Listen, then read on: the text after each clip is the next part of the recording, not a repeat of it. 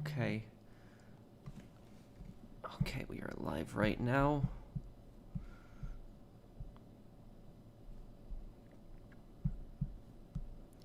Okay. I just post this on Twitter.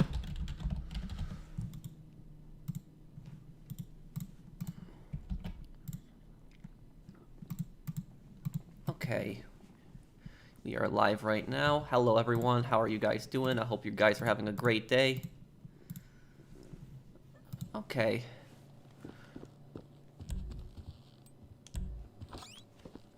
Hey everyone, hey guys. Hey Carlos, Hero. Hey everyone.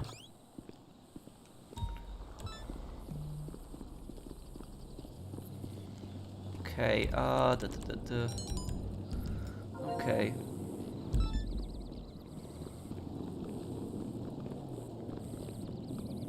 Hi Pro, first live stream. Hi man, how are you? I got a GTA San Andreas lore video coming out tomorrow, guys, early tomorrow, so I think you guys are gonna like it. Just some final touches I gotta make to it tonight, but it's gonna be a great project for tomorrow. I'm trying to get a lore video out every 2 weeks at least. Like, it used to be where I get a lore video out every month, but now I'm trying to do 2 to 3 lore videos a month. So I've been pushing it a little bit here. Are you gonna grind today? I'm gonna help people out, so anybody who needs help with stuff, I'll help you out. I was a 7th like. Oh, thank you for liking the stream, Specialist. Yeah, I can help you near the end of the stream. Okay, anyone need help selling anything right now? Okay, Trio needs help selling something.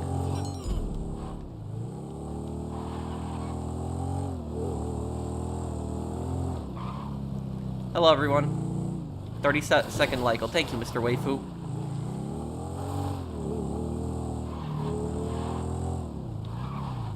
I'm 33rd like. Oh, thank you, Batman.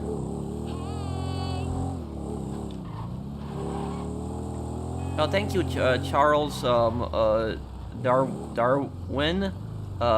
Thank you for the, thank you for this, super chat. Thank you, Pulse Proximity, for sponsoring my channel. Thanks, man.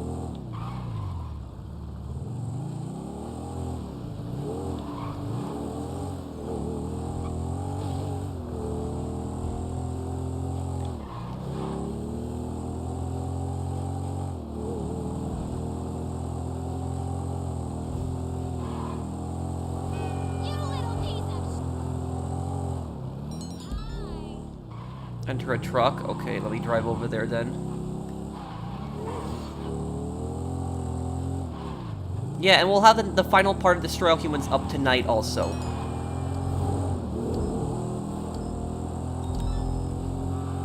Okay, got about half a mile. Bro, what is your next lore video? It's gonna be about the stupid things, some of the stupid things that CJ has done throughout the story. It's gonna be a pretty funny video for tomorrow.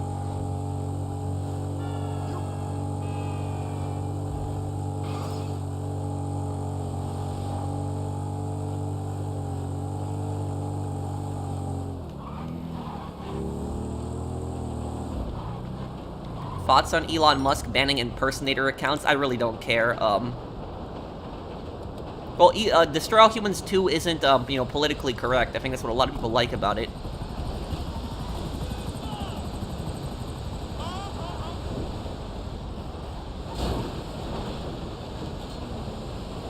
Easy drive. Hey, you ever gonna make another PS4 character? Possibly, I could.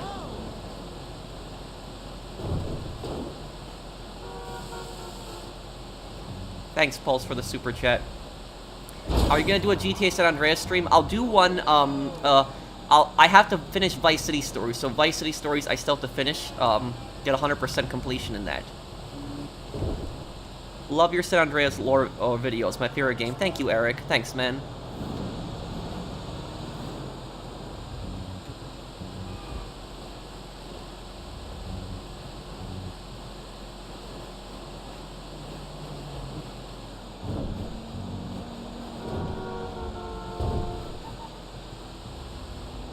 Hey, Pro, is Claude scarier than Trevor? I would say yes, because Trevor, if you're loyal to Trevor, he's never gonna betray you. Where Claude, you never know what he's gonna do.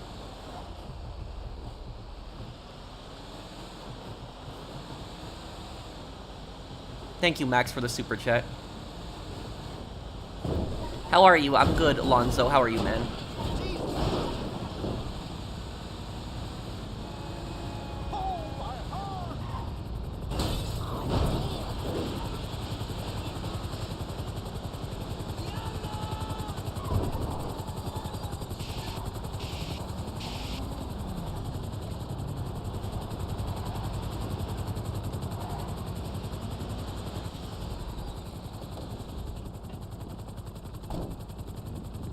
What's worse, Yakuza or the cartels? Cartels, definitely. Yakuza aren't good people also, but the cartels are just so much more brutal than the Yakuza. Definitely, yeah. I would say the cartels are worse than the Yakuza. Cartels kill a lot more people than the Yakuza do also.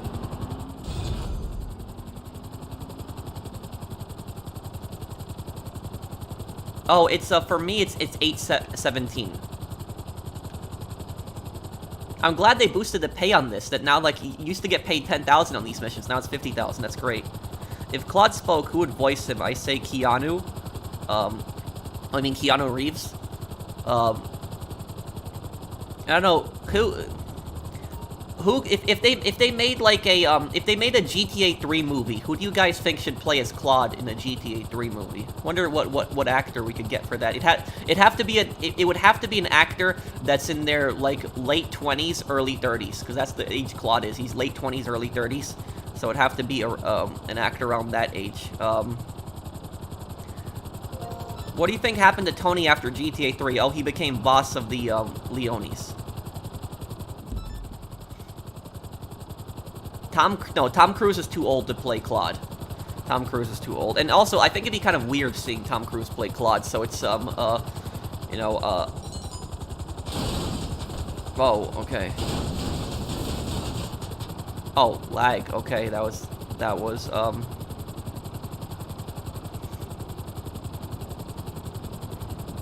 Have you done a Watch Dogs lore video before? No, I don't think I have.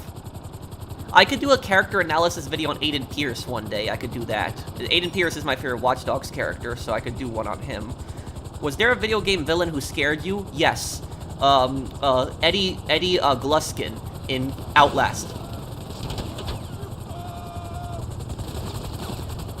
Oh, whoa. Okay. Look up Eddie Gluskin in Outlast, and that guy, you know, that's probably, like, the only villain that, like, that really, like, you know, bothered me in, like, a game. Like, there wasn't, you know, villains that I found intimidating, but I never really found a villain scarier than, like, Eddie Gluskin.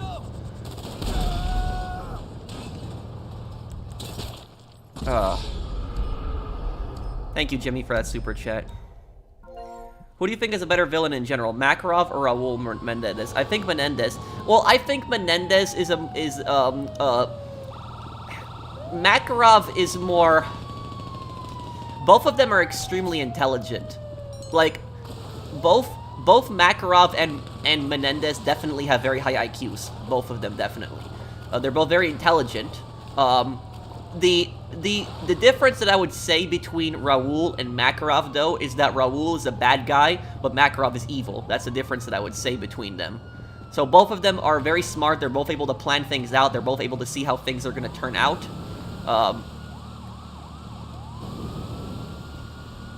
I would say, yeah, I would say that, yeah, I would say Makarov is, you know, evil. Raul is just bad.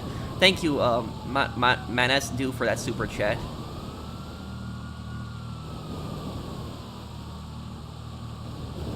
Have I ever seen the Predator movies? I've seen the old one with Arnold Schwarzenegger that was like a long time ago, but I never really saw other ones. The one when they, what country was that? That was Guatemala, right? Was it Guatemala? It was like a Central American country where one of the movies took place, like the old one I saw, I remember. I think his name was Dutch in the movie. Yeah, it was like, I saw that movie when I was a kid. It was a long time ago.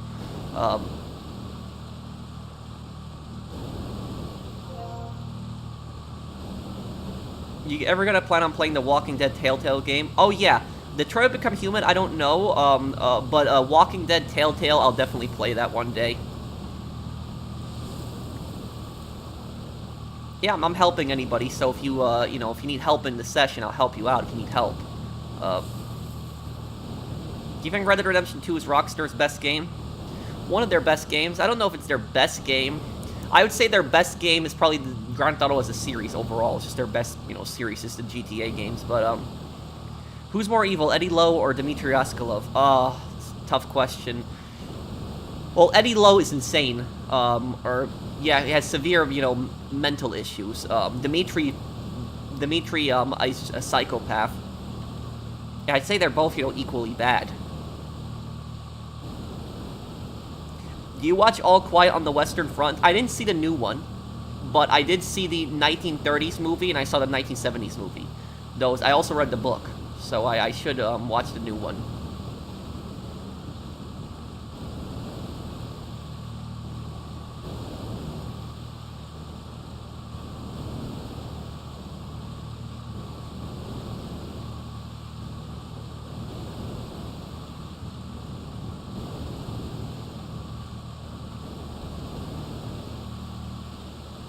Do you have any favorite TV shows nowadays or in the past? In the past, I used to watch The Walking Dead, but I stopped watching it because I thought it got stupid. I finished, like, when I was a kid, I watched The Sopranos. I liked that TV show a lot. Turn Washington Spies, I liked a lot too. Fargo, I liked that TV show a lot.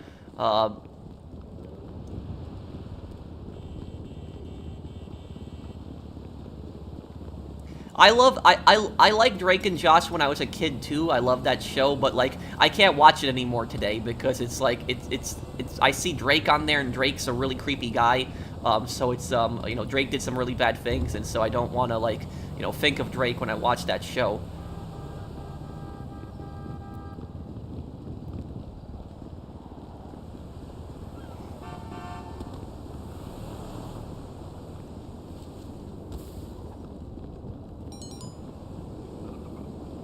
Okay, PC.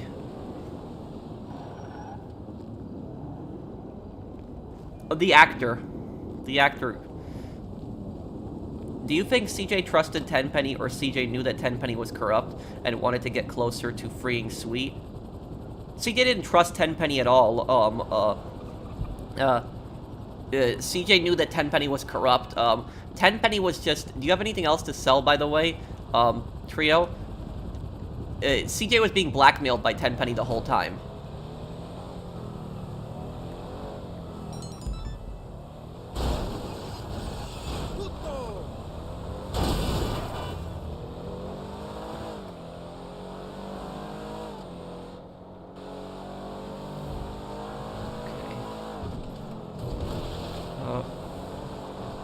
Hey, bro, me and my friend made new GT Online, people. My friend is close to getting an arcade, so we can get Heist then. I will get Kasatka. Is this a good strategy? Yeah, I mean, your friend can host a, casino heist. You can do a, Cayo Perico heist. And then after that, you could just do the casino heist with your friend. Detroit Become Human is a great story, has 3 different characters and over 30 possible endings. Would love to see you play it someday. I'll check it out. I have that game, but I never played it, so I gotta play it one day.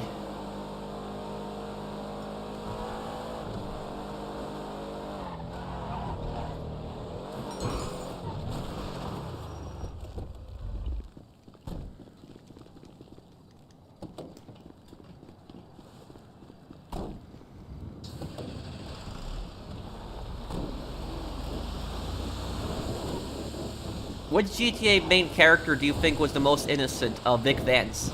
Vic Vance tried to, you know, live a legitimate life, but bad things just kept happening to him, and he got involved in crime. You know, Vic, when you really think about it, though, Vic is like the only GTA protagonist that never really wanted to be a criminal. He never did. Even Luis, like some people might say Luis in the Ballad of Gay Tony, but Luis was a drug dealer earlier. He was a drug dealer who's involved with Armando and Henrique, and he got arrested. So, you know, he chose to do that. And then afterwards, he started working in the clubs, and he didn't want to get involved in that. But Vic like despised criminals. Vic despised gangsters. Like, he hated them. He hated drug dealers. He hated all those people. But he got involved in that because he lost his career in the army, and he never, he didn't really see much opportunity.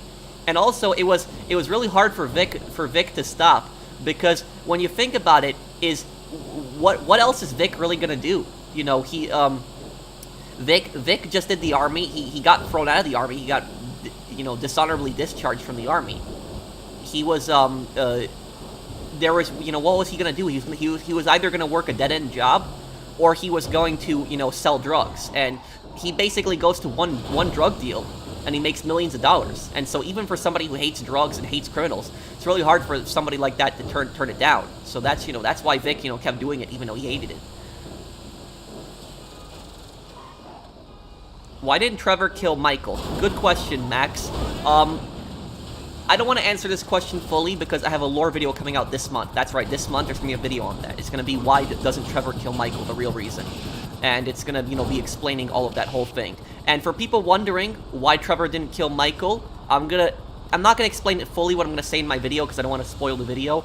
But what I will say is that it's not for the reason that people think it is. Like, the majority, the main reason that people think Michael didn't kill Trevor is because they think that Trevor felt bad for Michael, and so he decided at the end not to do it. That's not the reason. That's maybe part of it, but it's not the reason. It's not the main reason. It's not that Trevor felt bad for Michael or anything like that. There's actually a very more complex reason on why he didn't kill Michael. And I actually have a lot of evidence to back up my claims.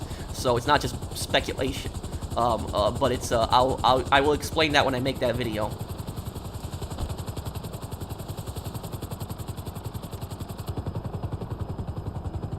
I also want to make another GTA, like, a geographic lore video. Like, I'm not talking about the game. I'm talking about, like, my videos. Like, if you guys see my videos, I go to the real-life locations in GTA, and I've gone to 2 in New York. And I want to do one now where I go to Bismarck, North Dakota. And for people wondering, Bismarck, North Dakota is actually Ludendorff, North Yankton. So it's a city in North Dakota. It's based exactly on Bismarck. Like Los Angeles is based on Los Angeles, Ludendorff is based on Bismarck, North Dakota.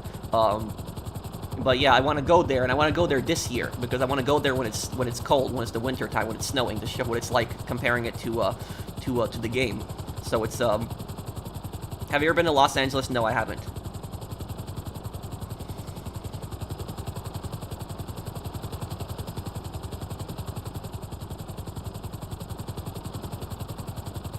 You have a PS3? I do.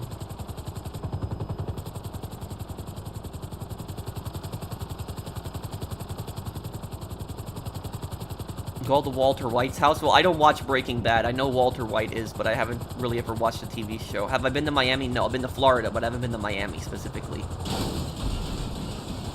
Okay. Oh, okay. Okay, Trio, can you help a few people sell, now and everyone else, yeah, if anybody else needs help selling right now, I'll help you out.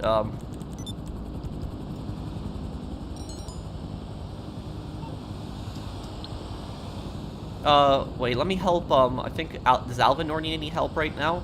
Could you help, Brandon, Trio? Trio, can you, help Brandon right now?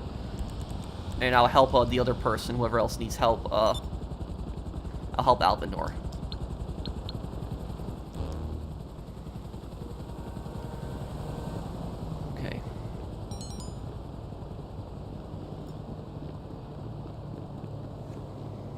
Hey, Pro, love your videos. Thank you, Bucky. Could I play Mafia 3? Yeah, I'll do it one day. Could you, do you like the Saw movies? No, I've never actually watched the Saw movies. I know pretty much what it is. It's like, the crazy guy who traps people in the house and just, and just all the traps and everything like that. But what I will say, hang on, let me look up when this game is coming out. It's coming out very soon. Okay, so look. If you guys like Saw, you're gonna love one of the games I'm gonna play. In 2 weeks, The Devil Inside Me comes out. And I'm gonna be playing that. It's gonna be a horror game. And The Devil Inside Me is a Dark Pictures game. For people, if you know the Dark Pictures of Man of Medan, Little Hope, and House of Ashes. I played a Dark Pictures game last year. Remember when the U.S. soldiers were trapped underground with the Iraqi soldiers, and they had to fight the monsters underground? Remember that one? That was like every single year they come out with a game. It's like a different horror story, and the new horror story, this one, is gonna be where who plays a bunch of like college kids who are like trapped in this like building, and this serial killer has them. So the main antagonist is a serial killer this time. It's not monsters, and the main antagonist, he has traps in all these rooms and stuff like that, kind of similar to Saw, but it's not based on Saw. Like people think that it's based on Saw, but it's not. And I'll explain what. But every single Dark Pictures game, I'll tell you guys, every single Dark Pictures game is actually based on a real-life story. A lot of people don't know that. The Man of Medan was actually based on the Orang Medan. It was actually a real-life ship that it went missing in the Pacific Ocean. Oh, my bike's under that. The Titan, that's weird. What a weird glitch. Wow, bike's trapped under that. I guess I'll take a car. So look, the first game, Man of Medan, was based on the Orang Medan. The Orang Medan was like a ship in the Pacific. This is like right after World War II ended. And what happened was the ship just, drifted at sea, and the Dutch Navy, there was an SOS from the ship. The Dutch Navy tried to board the ship. The SOS said that like everyone is dead, and the last SOS signal said, "I'm next." And so when the Dutch Navy boarded the ship, this is like, in the Southeast Pacific, so this is like tropical climates. And yet when they got on the ship, they saw dead bodies like all over the deck of the ship, and there was like no wounds on them. Like it wasn't like no blood or anything. Everybody was just dead. They didn't know what caused it. And what happened was when they went deeper in the ship, it became really cold. Like the temperatures dropped, and the crew got really scared that they just went topside. They went to the top deck, and they towed the ship back to shore. As they were towing the ship back to shore, the ship actually blew up, and it sunk to the bottom of the ocean. And they never found out what caused all the deaths on the ship. Some people think it was like a gas leak or something like that, but there's other theories about it. And so that's what the Orang Medan was based on, that game. But some people, dispute whether the story actually happened, but I think the story happened personally. What was it? The second game, Little Hope, that game was actually based on the Salem witch trials. And the third game, House of Ashes, was actually based on real life conspiracy theories that the ancient Sumerians, who are in the game, that the ancient Sumerians had like contact with ancient aliens. So those conspiracies, how like the ancient civilizations had contact with aliens. That's what the plot of that game is about. Now the new game, the real life horror story that's based on, some people look at the trailer and they think that it's Saw, that like some crazy guy that traps you in the house, and it's like and he has traps. But basically, the real life story, it's actually based on the killings of H.H. Holmes, and H.H. Holmes was like a real life serial killer. This happened in Chicago like over 120 years ago, so it actually happened around the same time as Red Dead Redemption 2. And so Holmes was a serial killer. It's not the detective. He actually wore like a big tall hat, and he killed people primarily for insurance money. So he was a scammer, but he was also a serial killer. And so he purchased this hotel that wasn't really a hotel, it was like an abandoned building, and he had like all these rooms filled with like traps and just other stuff like that. And so he killed, I don't remember how many people he killed, but he killed a lot of people. And eventually, the police caught him, and when he was asked, why he did all those killings, he said specifically, "The devil was inside me." That was his response for why he did it. And so the new game is called The Devil Inside Me. And so the plot of the game is, it's basically where you're trapped in a building, some serial killer that has like a bunch of traps, and it's based on, the real life, killings of Holmes. But Holmes killings happened over 120 years ago, where the game takes place in modern day. So it's like a copycat killer. So that's what the game is based on. It's not a rip-off Saw. That's what a lot of people don't understand. It's based on like a real life serial killer. A real life killer actually did that. Look, I missed a few comments here. Let me see here. Who do you think is the most evil GTA antagonist? Thank you, Kieran. Dimitri, definitely. Dimitri pretends to be Nico's friend, manipulates him. Dimitri, yeah, Dimitri, 100%. Most evil character. Do you think GTA 6's reveal will be with the next update? No, I don't think so. I think they're gonna do it separate.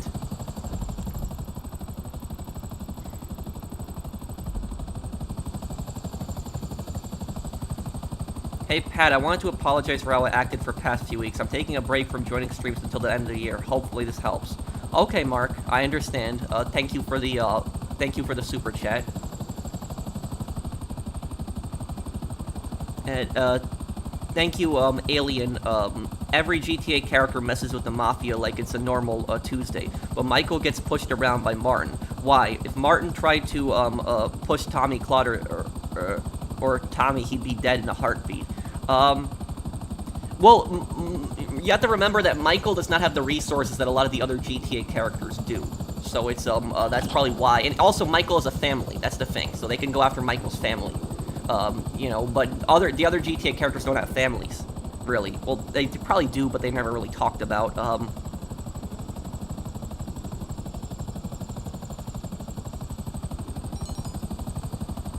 I meant to say Nico, not Tommy twice. Oh, okay, Alien. Is Michael Bell evil? Yes, he is. Michael Bell is a psychopath. Thank you, Victor. Suspect respond to a 1081 East Los Angeles suspect last seen on foot. Yeah, the police dialogue. What do you think the best way to reveal it is? Oh, the next GTA game? The best way to reveal it is an unexpected date, like a date that has nothing to do with anything.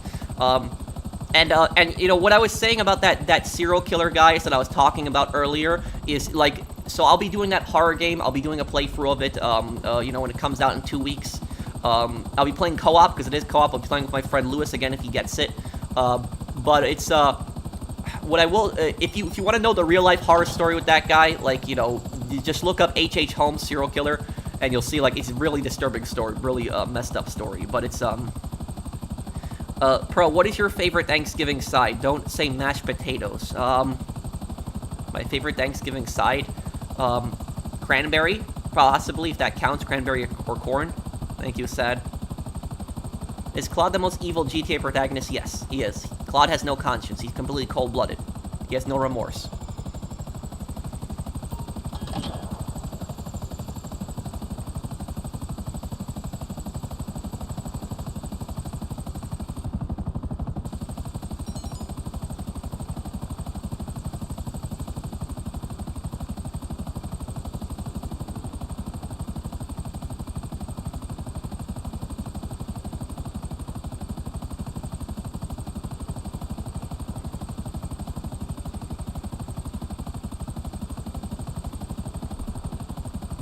Oh, Micah's a psychopath. You know, he uses people, he manipulates them, he has no conscience.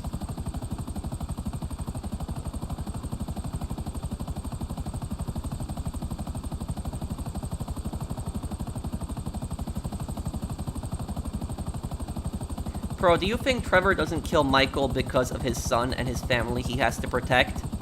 Well, the thing is, though, is that Trevor, it's like I said, Max, like, I don't want to reveal the reason that Trevor doesn't kill Michael, because I want to explain that all in the video, because, like, the video, I have proof in my video. When I make my video, I actually have proof on why Trevor doesn't kill Michael, but Michael's kids are part of that, but it's not the main reason that he doesn't kill, Michael. But I will explain all that in my video. Do you listen to classical music? I mean, I did listen to Double Clef FM in GTA 3 and Liberty City Stories, but not really, not much. Thank you, Patrick.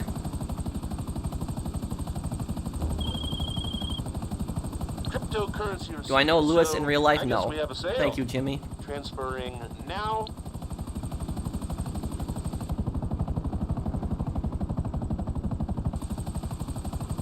Physical games or digital? Honestly, I always try to get physical games, if I can.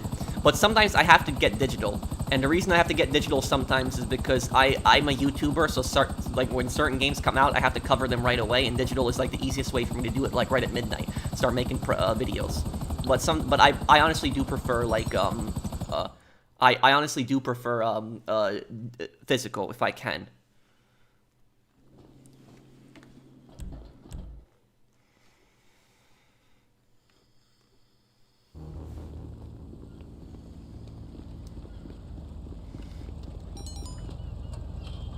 And also the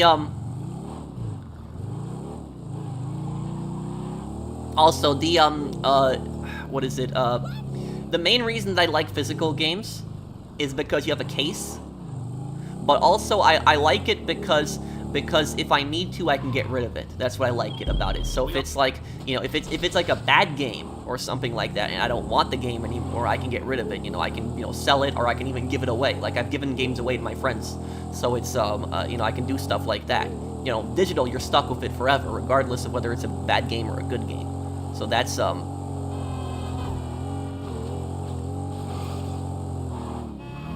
You think Arthur would beat Micah if he wasn't sick? Oh yeah, 100%. And Arthur almost beat Micah when he was sick, when you think about it. He got close to beating Micah when he was sick.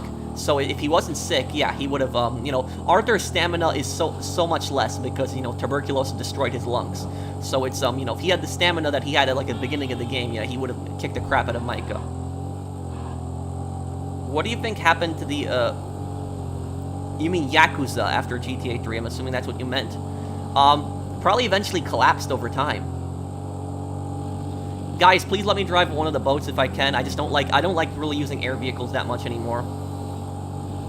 What's your ideal GTA Online V2 for GTA 6 oh, GTA Online 2? Well, my ideas for GTA Online 2, I don't know if Rockstar would do it, but I want to see more role-playing. That's what I want to see. In the next GTA Online, like, I don't want to see grindy stuff. I don't want to see that. Like, I don't mind, like, you know, having illegal businesses and making money and stuff like that. And I don't even mind shark cards being in the next game, because shark cards are annoying, sure, but, you know, it's the main reason that we have free content in the game. What I want to see is a greater emphasis on actual role-playing. Like, Rockstar tries to do it in GTA Online, but it's a failure. Like, for example, like, look at the MCs. Like, the MCs were their attempt at, like, role-playing. Like, you know, it was, like, so people would play as bikers. And then, you know, ever since I, you know, kind of turned my character into a biker character, I kind of, like, enjoy the game more, having fun. And then probably in a few months from now, I'd probably, you know, turn my character around, maybe into a businessman again.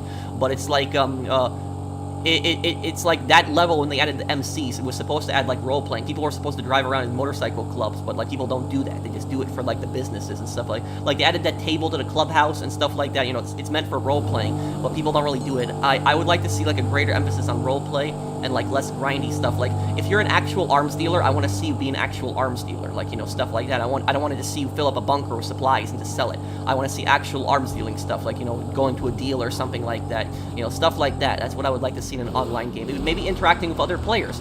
Maybe there could be, like, maybe you could be, like, a drug dealer or something like that, like a supplier. And, like, you have, like, you know, imagine, like, you produce a bunch of cocaine. Like, let's say that you produce, like, cocaine for, like, you know, $200,000, right? You produce cocaine for $200,000. And then what you do is, you know, you sell it to another player. So maybe you put $50,000 into the cocaine, you get $200,000 back. So you have $150,000 profit. You sell it to another player. So another player buys it from you, and, you know, they get, like, you know, you get $150,000 profit, and then, you know, that player maybe sells it for $500,000 or something like that, you know, so like, you know, a trade between players, you know, stuff like that, like, greater interaction between players. I would like to see I think that would be cool, you know, stuff like that, you know, doing something like that.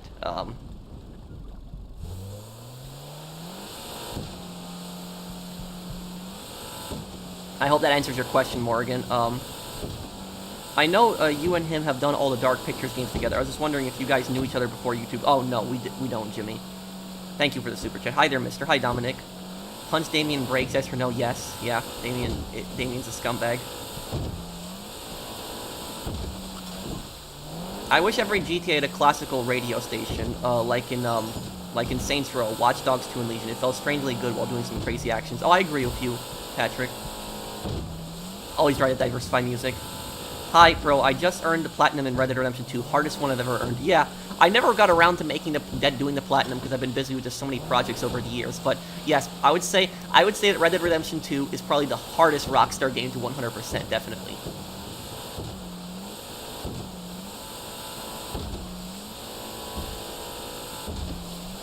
What do you guys think is the hardest GTA game to 100%? Do you think it's San Andreas? Because I've 100%ed a lot of them. I've 100%ed GTA 4. I 100%ed Vice City. I almost got Vice City Stories 100%. I 100%ed GTA 3. I 100%ed GTA Liberty City Stories. GTA 3? Really? I don't know if GTA 3 is the hardest one. Why do you guys think that GTA 3 is the hardest one? What's the reasoning for that? Is it because of all the gangs that go after Claude?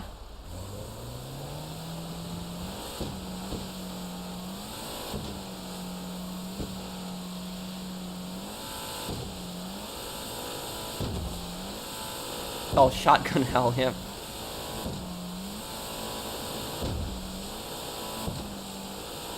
I've been playing GTA 4 since it came out. You know you can wait to save Roman from Dimitri until the Jerry Diamond missions. He also doesn't get kidnapped if you don't do the Playboy missions.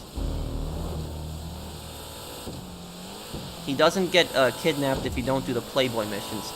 But I had a question. The Playboy missions can't you do those like near the end of the game? Like you don't even have to do them at the beginning of the Playboy missions are kind of like when you're a third through the game, but it's like you don't have to do them like at the beginning, right? I think it's like you can actually wait till the end. Oh,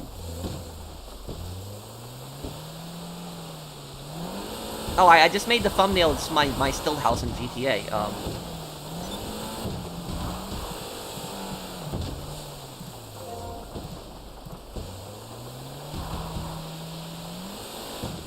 Yeah, San Andreas is time-consuming. Okay, Alvinor, this will be last business that I help you with, and then I'll just help another person after this one. Do I like the gunsmith system in Modern Warfare 2? I do. And the thing is, though, is I'll tell you something. I think I like the way that you unlock attachments in the new Modern Warfare game. Like, some people are complaining about it, but I actually like it. Like, the reason that I like the attachment system in the new Modern Warfare game is because you can level up the gun, but if you level up the gun, you don't unlock all the attachments. There are certain attachments that you can only unlock by using other weapons, so you have to level up other weapons to unlock other attachments for that gun. And now some people are complaining about this, but I think it's good, because when you think about it, Call of Duty is that type of game where most players just use 2 to 3 weapons. Very few players will actually use like most of the weapons in the game. Like they spam like the same weapons constantly. And basically, if you have to use other weapons to unlock other attachments, that basically encourages players to try out the other weapons in the game. And so I think that that's good. Like the most overused weapon in Modern Warfare 2 is the AK-74U. It's like the most overused. Like all the sweats I see on Modern Warfare 2 are almost always using AK-74U. Like whenever I see somebody going crazy in the lobby, like just getting a bunch of kills, it's almost always AK-74. Like I almost never see any other gun.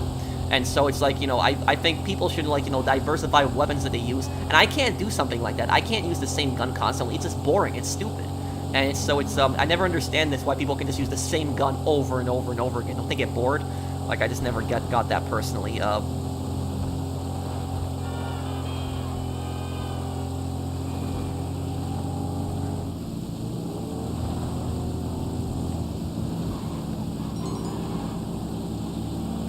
Oh, Trevor would rip him apart, PC.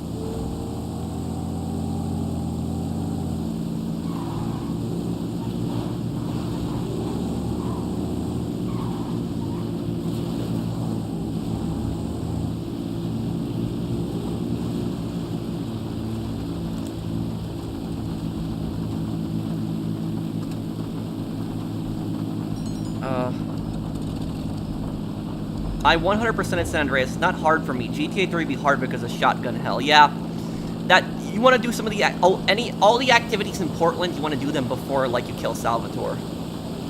Pearl, about digital stores. I think digital stores only consoles are dumb because they have a major drawback. They require internet. Oh yeah, you're right on that reward. Yeah, I forgot about that. Digital games you require internet. Pull in your wheels, Alvinor. I think I can handle the fastest flight.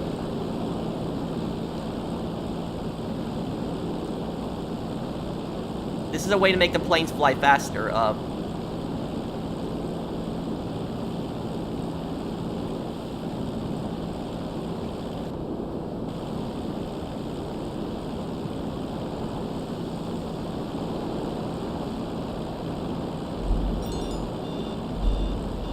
I can't go that high, remember, though, Alvinor.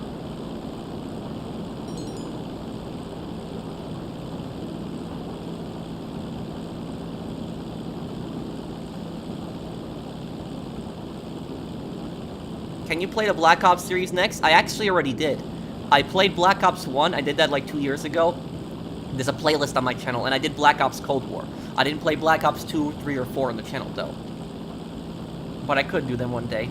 I might play Black Ops 3 one day, and Black Ops 2 I'll definitely play. Black Ops 3 I'll maybe play one day, but Black Ops 4 I'll probably not play, because Black Ops 4 is like the only one that doesn't have the campaign in it, which I think is stupid. You think Rockstar will do a stereotypical narco-like storyline for GTA 6 just because it's Vice City?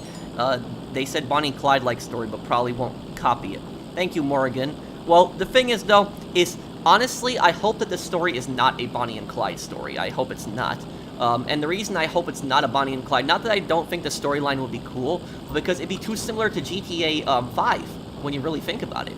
It's a Bonnie and Clyde storyline. The only difference between that and like GTA 5 storyline is that there's romance. That's literally the only difference between it. Because what was GTA 5 storyline? GTA 5 storyline was about a Midwestern crew that basically meets up in the West Coast several years later, decades later. So that's literally what, or a decade later, I should say. That's literally what the plot of like GTA 5 is. It's like, you know, former, you know, bank robbers and stuff like that, you know, meet up together. Franklin was the only one who wasn't one of them, but it was, you know, Trevor and Michael was like, you know, the catalyst of the story.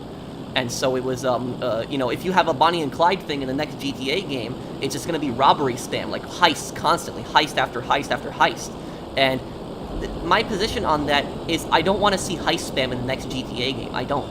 I'm not saying there shouldn't be heists. Like, the original Vice City had a heist, and Vice City stories let you do mini heists when you did robberies and stuff like that. You hit armored trucks. But I don't mind, like, a heist in the next GTA game. I'm fine with that, but I don't want heist spam. Like, I don't mind 1 or 2 heists, but I don't want to see, like, 5 or 6 heists. And the reason for that is because I want them to focus on the theme of Vice City. Because when you think about it, the theme of every single Vice City, what has it been? It's always been about the drug business. That's pretty much what it's been. Illegal, like, you know, drug running, selling, building a criminal empire. So criminal empire and drugs. That's the theme of both Vice City games. Vice City Stories and Vice City had that theme, centered around drugs and building a criminal empire. And so I want to see something like that. I want to see, like, you know, the characters, like, you know, building up a criminal empire, you know, getting all these businesses together and stuff like that. And, you know, that's pretty much what I want to see. I want to see, like, a focus on the drug trade. I want to see, like, you know, something like Scarface or something like that. Like, I don't want to just, you know, constant heist and stuff like that. And Rockstar is going to do the heist because the kids like heists most of the times. And so a lot of the kids that play the game, I don't think they would like drug businesses and stuff like that. I don't think they would like that. I think they just want to see heists, and that's probably what Rockstar is going to go with. But, you know, I'm an old school Vice City player, and so I'd like to see, like, you know, a return to, like, the thing. I know it's not in the 1980s, and I'm fine with it being modern day, but I'd like to see, like, you know, a return to the drug trade and stuff like that.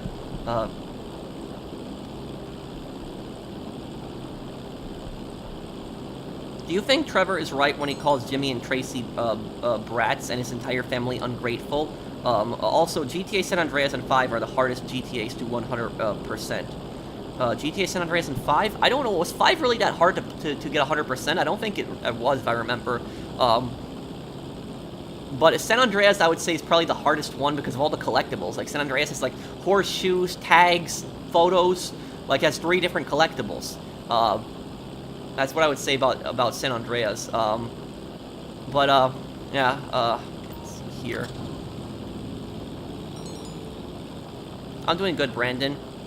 But to answer your question, when Trevor calls, like, you know, Tracy and, like, Jimmy brats, that was when he burst into Michael's home, right? But what I'll say about that is, even though he does seem kind of rude in that, he still loves Tracy. He loves Tracy and Jimmy. So he loves them like they're his own kids. So he doesn't hate them. He just thinks they're spoiled, which they pretty much are. Like, look at Tracy. Oh, whoa. Oh no, what a fail there. That was my fault there. Yeah, my bad there. I was trying to go other way and then yeah, that was on me though. I messed up. I'm sorry about that, Alvinor. I apologize. I messed up. But what I was yeah, I'm sorry. It was a bad fail there. I'll help you with the next business, Alvinor. Sorry about that. Yeah. Yeah, that was an epic fail on my part. But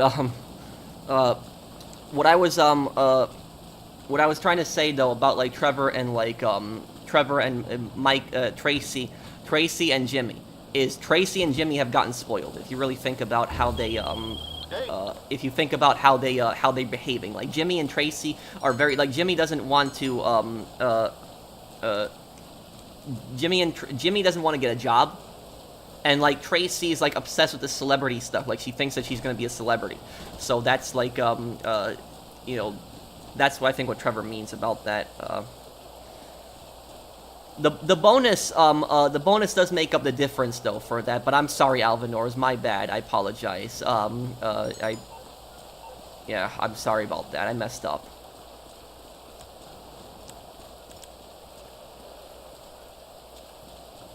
I should have turned left instead of going up and down. I should have turned left or right.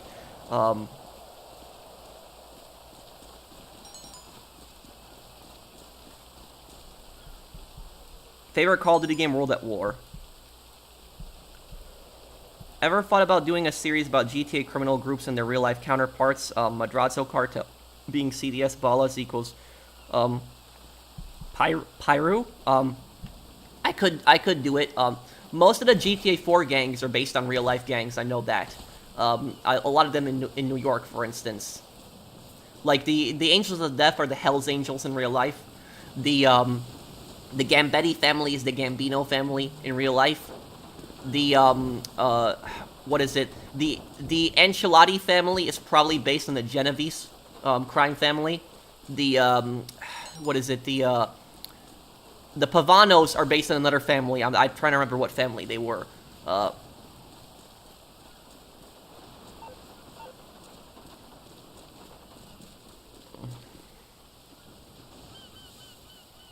Can you do more GTA 5 lore videos? Yeah, I will do. I'm doing one I'm doing one this month.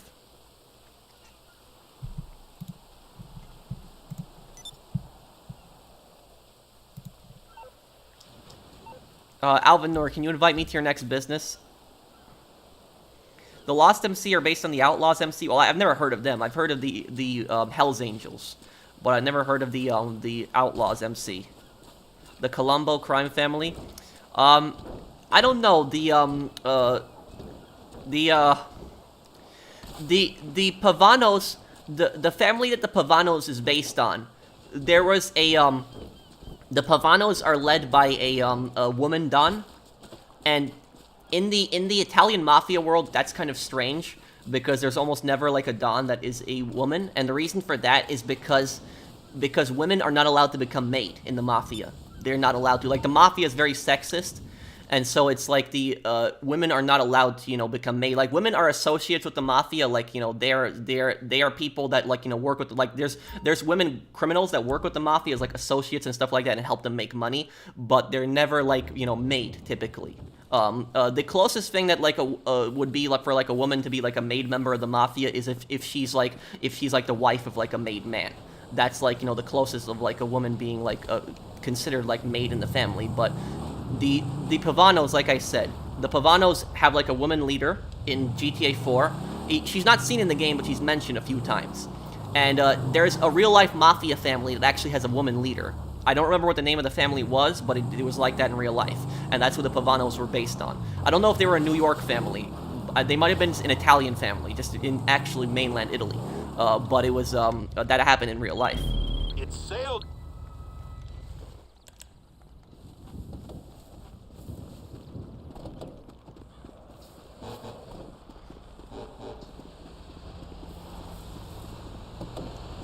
Point of view family could be, or Pravano family could be Camorra family. It exists. I haven't heard of that one. Call of Duty Black Ops 3 was one of the worst campaigns I ever played. I recommend you don't play it because it does tie into the other games. Oh, okay, George. I made a similar mistake on one of Gilly streams and crashed into a Starlink. I was quite embarrassed about that. Oh. Yeah, I guess we all make mistakes. I feel kind of stupid about I feel kind of stupid about it. That was a bad crash on my part.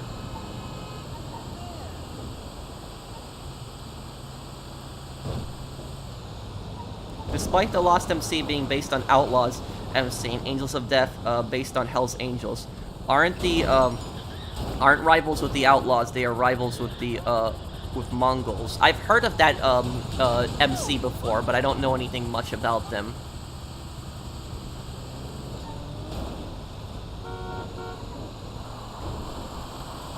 Like the and here's the thing, guys. There's a massive difference between the Angels of Death and like the Lost MC. in like GTA 4. Any chance you could read my $5 super chat? Thanks. Oh, I'm sorry, Victor. Did I missed you? I apologize if I did. There's like a lot of comments coming up. And thank you, Sectastics. I could try to invite you after the stream. I can't add anyone right now. Thank you for the super chat. I would just have to find somebody to delete on my friends list. And I don't delete people for no reason. I delete only people when they do something bad or when they've been offline for like longer than a year. So I'd have to figure out who to, delete to add you to my friends list. But I could do that possibly after the stream. I don't want to do it right now because I don't want, like, griefers to look at who's on my friends list, because then, people will get bothered that are on my friends list. But I will try to add you after the stream. And let me look at, like, Victor here. Victor's, yeah, you got LCN, Kamara, Dang Hedda, and SCU. Okay, Morgan, thank you for the super chat. What would have happened if Faustian didn't die? I think that I think Faustian still would have died if he, but he would have been probably killed by Ray Bulgarin. Like, Bulgarin would have probably assaulted, like, his house or his, like, club. That's probably what would have happened, because Bulgarin would have told, like, Faustian would have told Bulgarin to basically go screw himself if he tried to tell him what to do.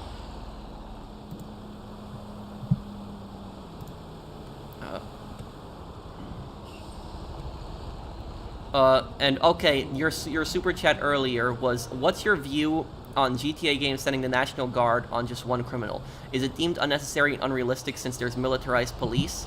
Thank you, Victor. I don't know. I mean, they took the military. The military doesn't really chase you in, like, GTA 4 when you get, like, the max level. Like, it used to be, 6, it used to be 6 stars, but now it's, like, 5 stars max. I think they just added that to show the craziness of it, that now the military's after you. Do you figure that breaking bad characters such as Heisenberg, Saul Goodman, etc.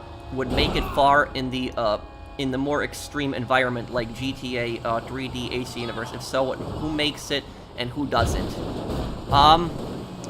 Thank you for the super chat, the unfunny. Trying to think. Like a character like Lance, for instance, like Lance would not make it in real life as a criminal. Like, Lance would have died way early on. He just got really lucky in the storyline. Like, Lance is like a bit of an idiot. But Heisenberg and Saul Goodman, like, Saul is I don't know who Heisenberg is. I don't watch the show, but I know Saul Goodman is like the lawyer, right? Stuff like that. He's able to smooth talk his way through, like, a lot of bad situations, but, a lot of it is for Hollywood, and so it's like, these characters, like, survive a lot of ridiculous situations, but in real life, I don't think a lot of them would, I don't think that they would, people like that would survive a lot of these situations. Would I do a lore video on Bulgarin? Yes, yes, I would one day, Alien, thank you for the super chat. Heisenberg is Walter White's nickname. Oh, okay. Lance Vance is a narcissist. You're right.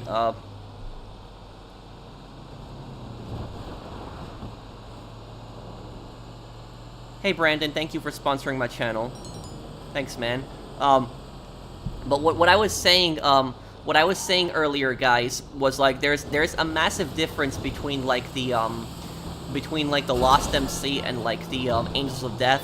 And that the Angels of Death are just, much bigger than, like, the Lost MC, but, like, the Angels of Death are really, really bad people. Like, really, really bad. Like, they're one of the most evil gangs in, like, the GTA series, definitely. And basically, if you go on their website and you read about them, because they have a website in GTA 4, like, website in-game, the Angels of Death are white supremacists. So they are, like, they're some really, really bad guys. The Lost MC are, bad people also. But the Lost MC, even though, they're bad guys, they at least don't deal with heroin. At least not at that time. It's stupid Billy who does that.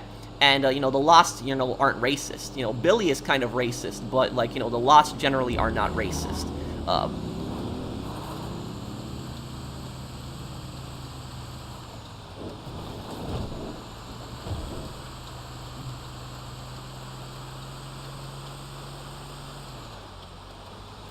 Oh yeah, the Angels of Death do much worse stuff than the Lost, definitely, yeah. If you watch the news show in the game, they actually talk about the gangs in GTA 4, and they talk about the things the Angels of Death did. Angels of Death do some pretty bad things. They do executions in public. So it's like, you can see that on the Weasel News in GTA 4. My favorite GTA storyline, GTA 4.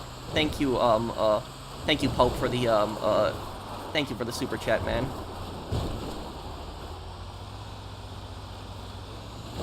What about Uptown Riders? Thank you, Mario. I don't know much about Uptown Riders. I know that's Malk's gang. They seem pretty chill and cool.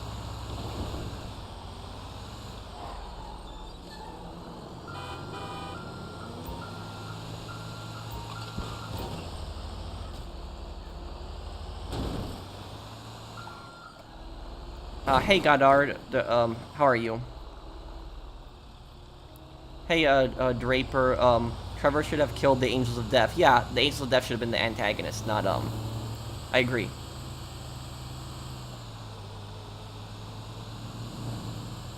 Pro, is the Definitive Edition good? The Definitive Edition is, it's better than what it was, but I'll tell you something. I was testing out a bunch of things. I was encountering a lot of glitches last night in GTA San Andreas. And, like, some of these glitches you don't notice right away, but if you're looking for them, you'll see them. And so it's, I would say that, look, if you're gonna get the Definitive Edition, if you're gonna get it, you know, get Vice City and GTA 3, because Vice City and GTA 3 don't really have that many problems. Like, they don't really have that many issues. They're fine for the most part. It's San Andreas that has the most issues. Like, wait on San Andreas at least. Wait until it's fixed or, you know, drops down even more in price. The most ridiculous storyline in GTA 5 storyline.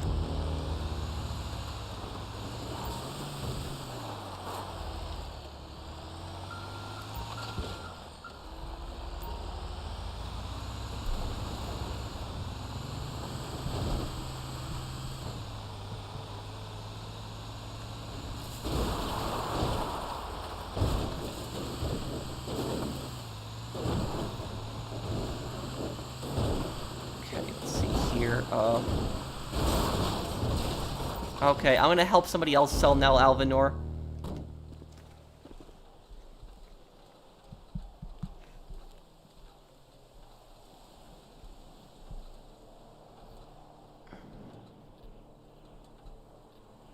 Where can I find help or help others in GTA Online? Well, basically, what I used to do, and this is like, you know, this is years, you know, earlier, before my channel even, like, you know, got popular, like, you know, 2016, 2017, what I would always do is I would just look for random people in the lobby, and I would look at what that random person is doing. If that random person is going and killing people in the lobby, I wouldn't, you know, try to contact that person. But if I saw, you know, somebody just chilling in their apartment or something like that, I'd text them on the phone in GTA, and I would just typically say in my text message, I'm like, hey, do you need help selling any businesses? I can help you sell your businesses if you help me sell my businesses. And most of the time, people are cool, and they're like, yeah, sure.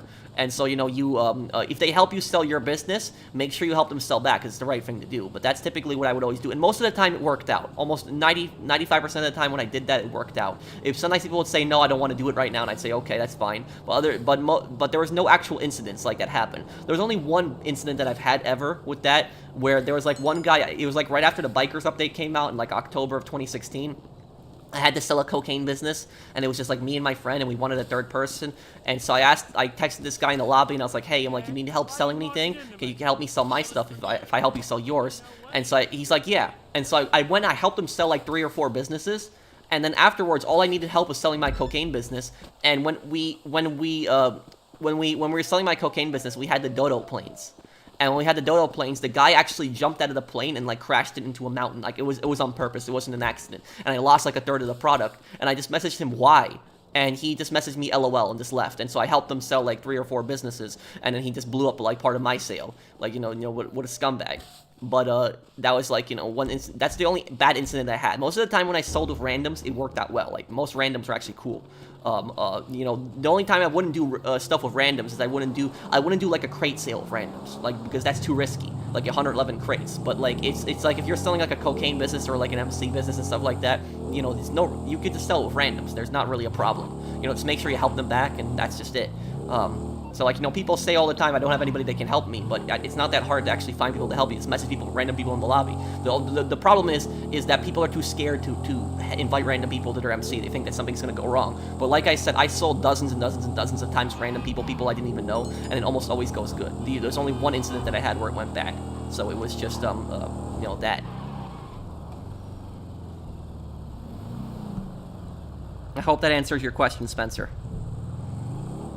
Do you know any other languages besides Polish? No, I don't, Dusty. English, obviously, but, you know, no, nothing else. English and Polish, that's it. If I were to remaster Chinatown Wars for the Switch, I'd add Alderney and give Nico, Johnny, and Luis random missions. Johnny's would be after the Lester missions. Well, yeah, they would probably have to explain, like, you know, what happened to Johnny exactly. But thank you, DL Gaming.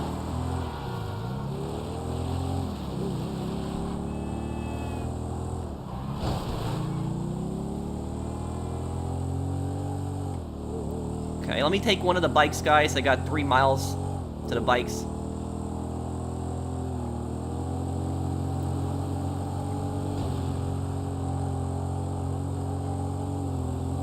Probably should play the Modern Warfare 2 cooperative mission. They're fun and have stealth missions. I could do a video on that when I get the chance.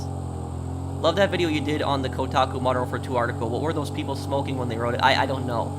Like I said, no, for people that don't know what I'm talking about, I made a video yesterday. Check out my video yesterday. It's about to hit 20,000 views. But basically, Kotaku wrote an article in which they said that Modern Warfare 2 was, like, offensive. And they were saying that the game was making them feel uncomfortable because of the part when, like, a female terrorist shoots at you. And so, like, I did a whole, like, you know, video reacting to it and, you know, explaining how dumb the article was. Now, the person that wrote it didn't even play the game. So it was, I actually proved it that they didn't even play the game because I showed things in the level they didn't show. Okay, looks like everyone's taking a bike. Oh, wait, is there one more bike? Oh, there is one more bike. Okay, I'll take this then.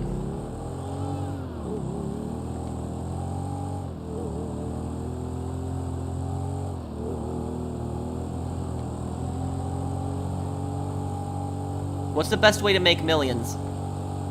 I will have a money guide on this. Like, I'm going to be making a money guide in, like, a few weeks this month. I want to make a really good money guide, and I'll show you guys, like, a really good way to make money in this game. And it's going to be my best money guide yet.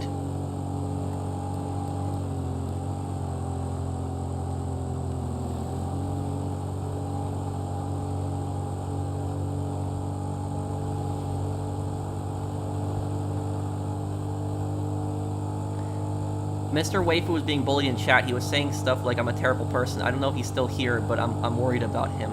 Oh, well, I didn't know about that. Thank you, Jimmy. Mr. Waifu, if it's, are you still here in the chat? Is everything okay?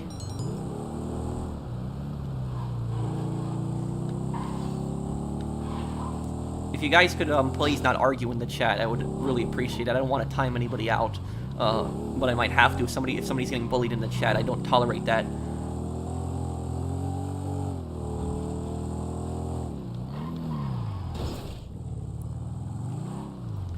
Patrick, what do you think on the theory of Tony Cipriani killed CJ? Also, you should make a top 5 early signs that Trevor's mom is possibly a hallucination.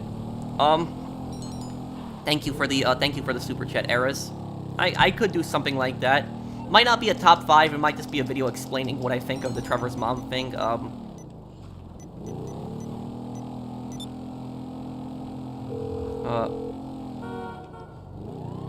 Hey, what's up? Oh, how can I help? So you don't want to get in serious trouble, huh? Okay, leave it with me.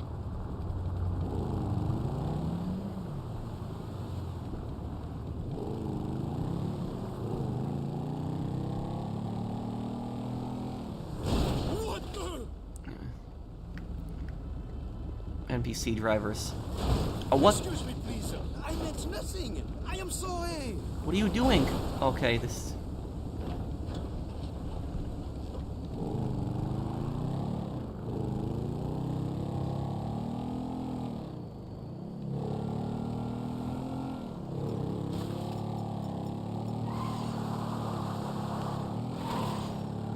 Okay, let's get there. 3-mile drive. Once we get through Vinewood Hills, it'll be an easy drive.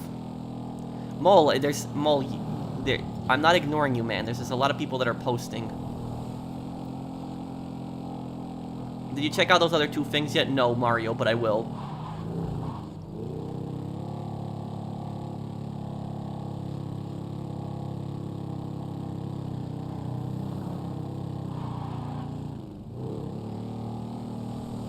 This is gonna be the hardest part to get through here, but we'll get through it really quickly.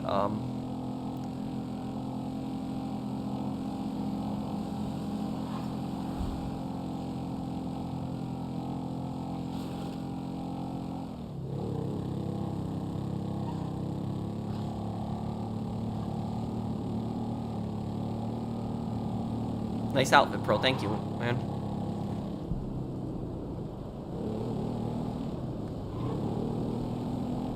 Oh, there's a bot. Thank you, Fernando. Thank you for banning the bot. I appreciate that.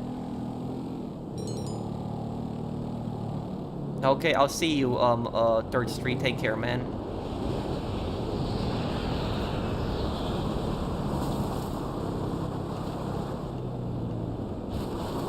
Great Assassin's Creed 3, sure. Thank you.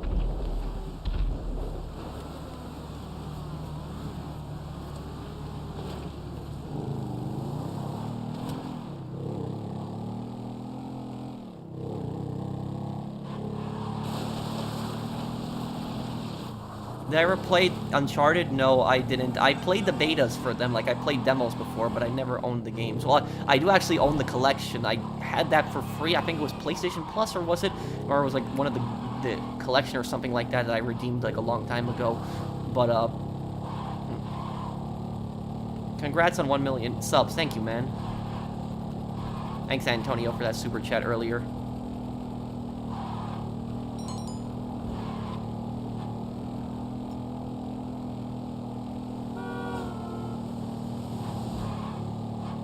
Are you talking about Scarface PC? Oh, Trevor wouldn't have done that. Yeah.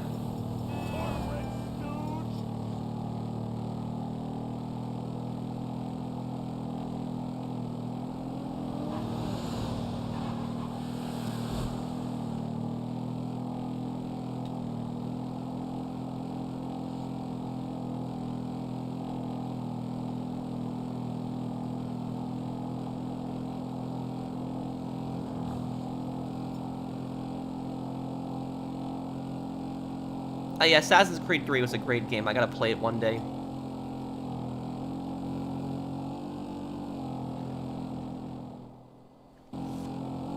Okay, here we are.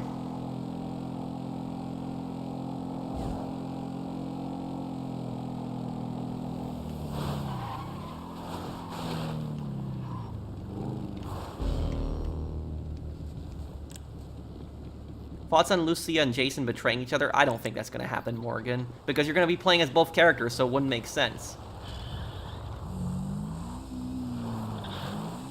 Oh, go-kart there.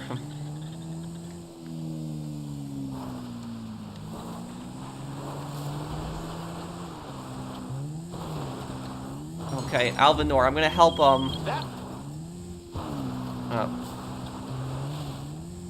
Can you disband the MC, Alvinor? Oh, ow.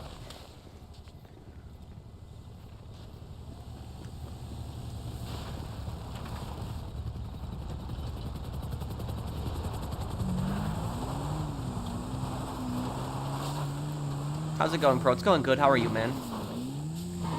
Somebody invite me to an MC if you need help selling anything. Send me an invite.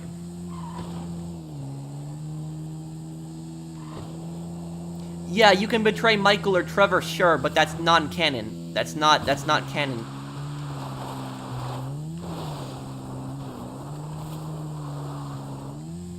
You watch anime? If so, what's your favorite? Thank you, Onyx of Arc. My favorite, anime, would be Golden Kamuy, which actually is making new episodes right now. Still going. I like that one. It's like a show in the, aftermath of the Russo-Japanese Wars, a historical anime. So there's no, like, magic or, you know, or sci-fi stuff.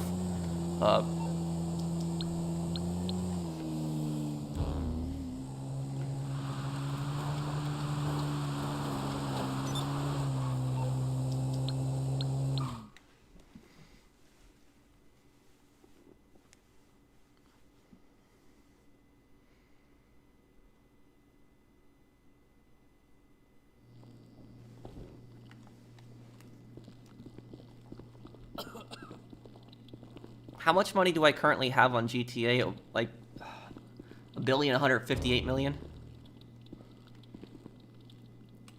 What do you think happened to Reznov, Reznov when he escaped with Mason? Well, Reznov didn't escape with Mason, but there's, you know, theories on whether Reznov survived or not. Did anyone hear about that teacher who only got 60 days in jail after... What? Mario, okay, that's disturbing, Mario. I don't know who was the person who handed down that sentence, but that's disturbing. Thank you for the super chat. That, who was the judge in that case? Well, Reznov, we don't know whether Reznov is dead or not.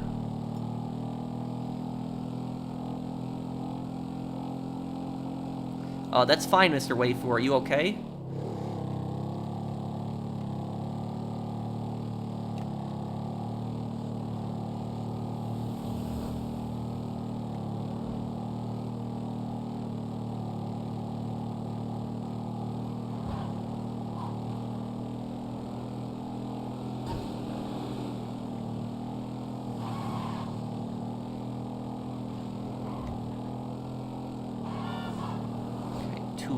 Two miles about here.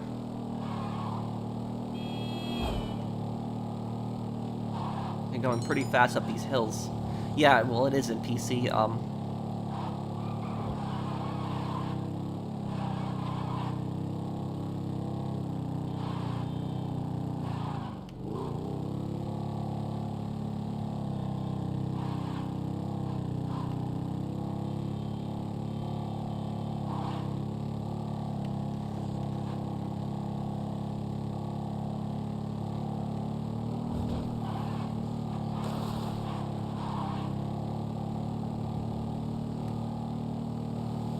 Okay, here we go.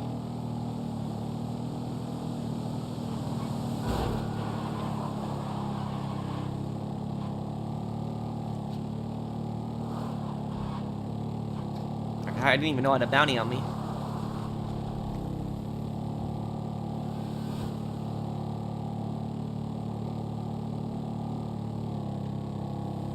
I actually heard about that Dark Knight. You think the next DLC will be the last big one? For some time, at least. The biggest DLCs always come out in December, guys. So that's just the next GTA DLC will be probably the biggest one we've had in some time. I think it'll be probably bigger than the contract.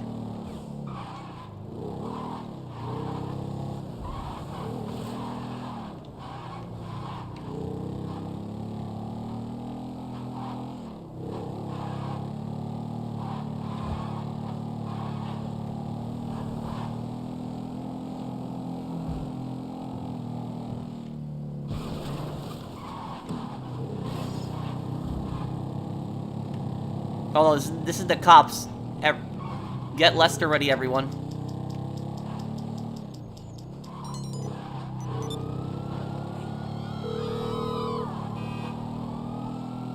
Hey, what's going on?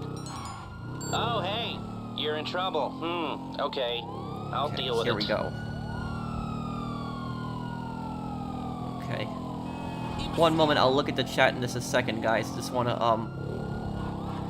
wanna drop this bike off.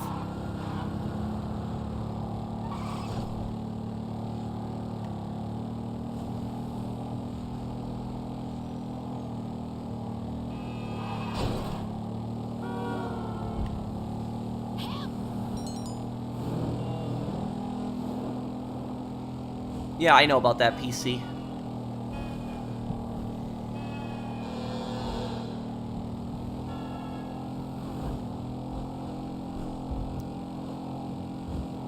Oh, looks like we're taking it to the place where that car meet is. I think that's where we're going, right? Yeah, it looks like it.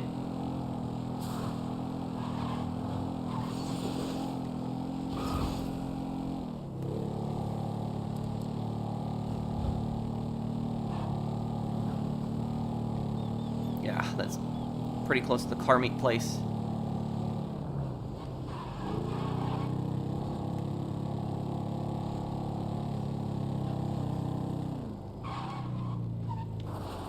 Okay, there we go. Hola, papá. ¿Qué haces? Tranquilo, papacito. No te preocupes. Por eso tienes tu medicina. ¿Lo has tomado hoy? Do you think the next DLC will be the last big one? I don't know if it'll be the last one. Like I said, we're gonna have to see. But it's a possibility any DLC at this moment could be the last one because they're running out of stuff. Pro, I was playing the Modern Warfare 2 campaign, and I got to the alone mission almost to the church, and then the game forced me to update, and now I can't play the campaign. And in multiplayer, I lag out of nowhere. What, Elias? What? Well, I hope that I was planning on playing Modern Warfare 2 later tonight, so I really hope that they didn't do some game-breaking update now. Kids are playing Modern Warfare 2. Oh, I think you're making fun of the media, Demon, right? That they're gonna go crazy because the media keeps saying that, you know, kids play games like Modern Warfare, that they're gonna go crazy.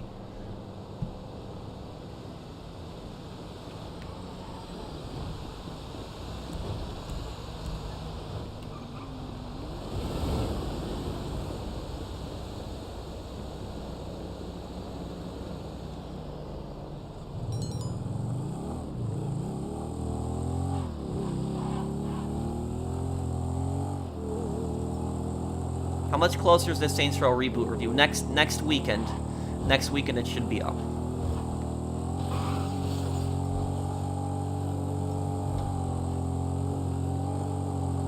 Favorite food? Sushi.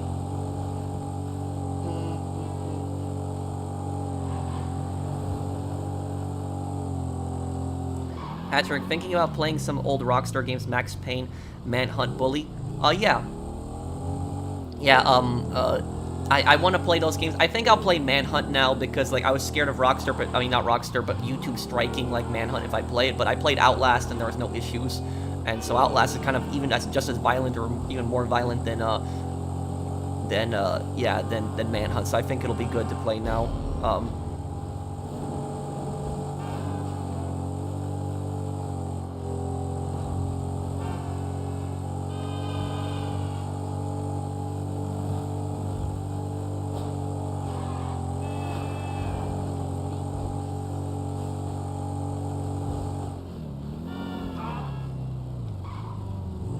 Do you think Salvatore had the right to be paranoid in Liberty City Stories?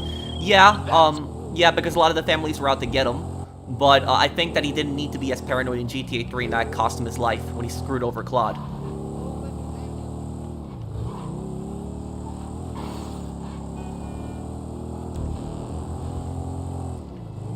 Hey Hash, thank you for sponsoring my channel, man.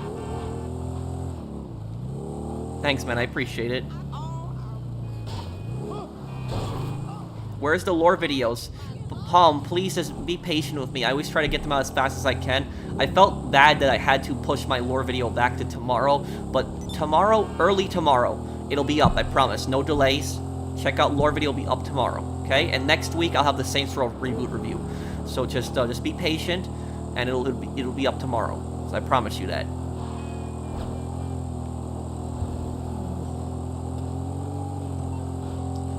Okay. Let's see, bunker. Here we go. Thank you, PRP Les, if I'm reading your name correctly. Thank you for the super chat. Okay, PC, I could look it up a bit later. Bully, I could do one day too. When will you play The Godfather 2? This week. This week will be the first part.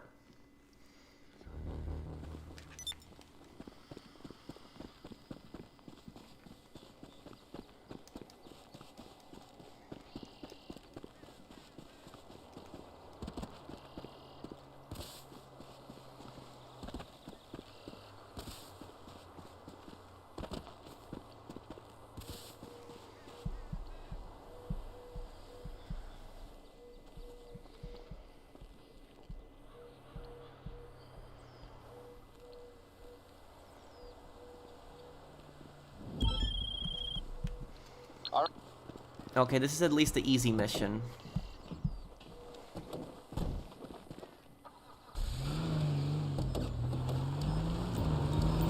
Whoa, okay.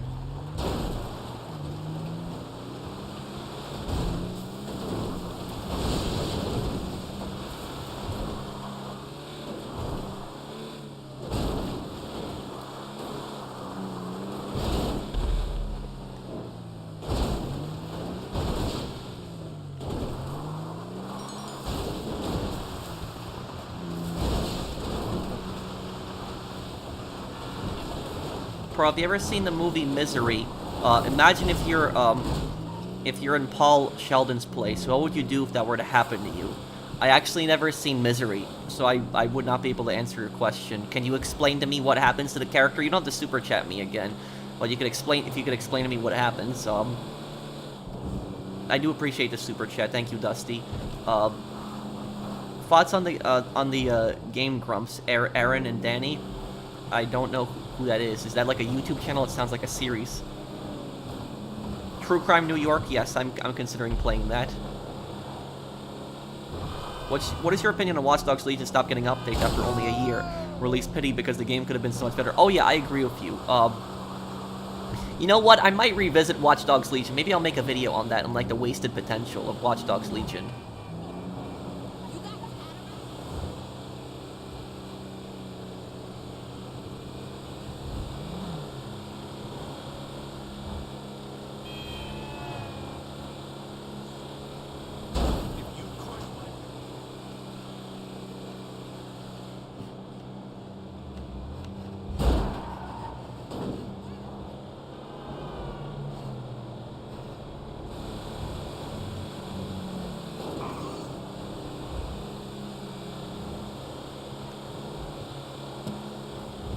Okay, 1 mile left.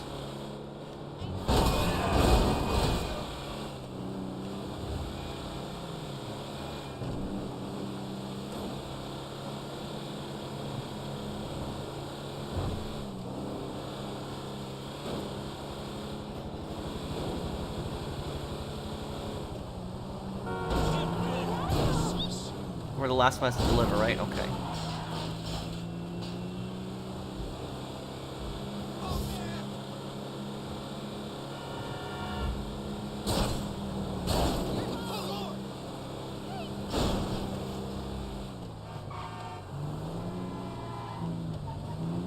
There we go. What mission is worse? Did somebody say yoga or escort ULP? Escort ULP. Paul Sheldon gets into an accident and gets captured by a mentally ill woman who claims she's her biggest fan, and then he's forced to basically write her fan fiction. What? Is he able to escape?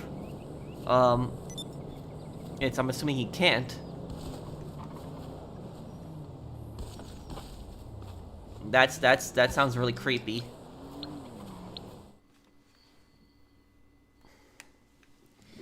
You know something, guys? I'll tell you something. There's a movie that I want to see this November. I'm trying to remember what it's called. Oh, here it is. Devotion. That's the movie that I want to see. I want to see that movie. That's that movie. I like watching history movies, and so that's the movie that I wanna watch. Devotion. Anybody heard of Devotion? It's coming out this It's coming out in like a few weeks. It's gonna be. I don't think it's gonna be in that many movie theaters, but I want to see that movie. But it's called Devotion, right? Yeah, Devotion. So Devotion is like the story of the real life story of Jesse Brown, who was like the most famous African American pilot of the Korean War. So it's a Korean War movie, and there's not a lot of movies that are during the Korean War. And so if you know, the real life story is really sad, and so it's I want to see that movie. I think it's gonna be a good one. The last movie that I truly enjoyed watching was Midway. Midway I liked. That was like in 2019. So I typically like history, like films, and so it's I do really want to see Devotion when that comes out. So it's like a few weeks from now I'll see it. I haven't been in a movie theater in years, but I'm gonna go see that one.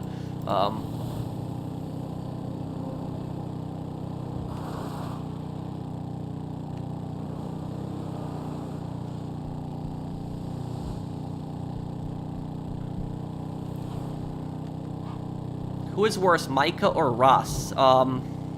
Maybe even Edgar Ross is worse because Edgar Ross promised John that he'd be free. where Arthur kind of knew that Micah was a scumbag. He just didn't expect him to betray. Thank you, AVX. Thanks for the super chat. What's up, Pro? How are you, my dude? You good? I'm good. PRP Lehez? How do I say your name? Thank you, Reward Unkind. Rockstar Money. Reddit Online fans, not right now.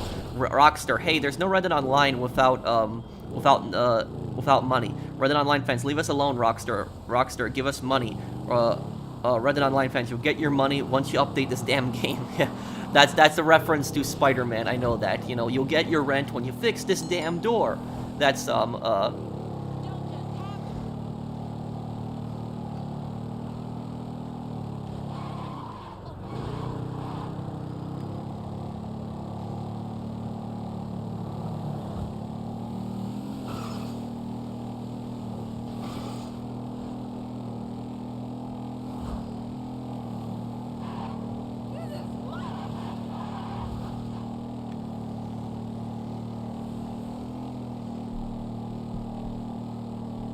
Guns don't kill people, video games do. Thank you, George, for the super chat. I know where that quote is. That quote is from Jack Thompson.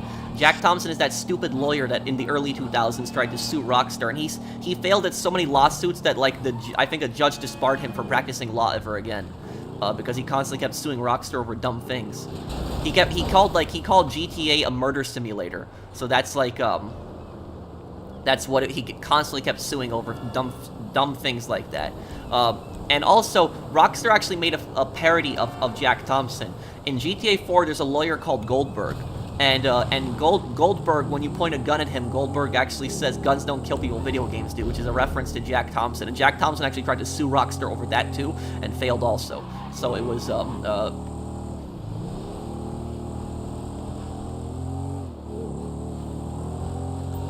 I wonder what Jack Thompson is doing these days. I think he's kind of like, you know, he can't really find anything on him. What does Jack Thompson even do these days anymore? I don't know, but it's yeah.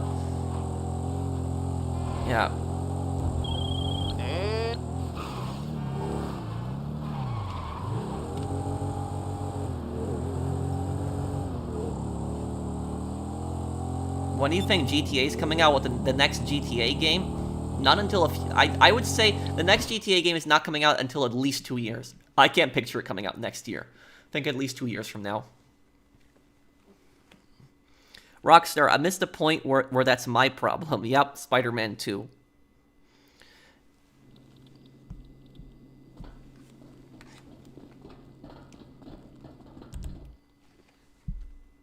The Spider-Man movies have so many memes to them, like, you know, those movies got memed to, like, crazy, like, years later. It was the, but I'll tell you, the worst part of, like, Spider-Man 3 was, like, the, you know, the cringy, like, Tobey Maguire. Like, that was the worst part of it, and then it was the, people memed that so badly many years later. You're trash, Rockstar, yep. I remember that Brock, he says, you're trash, Brock. It was just, I'm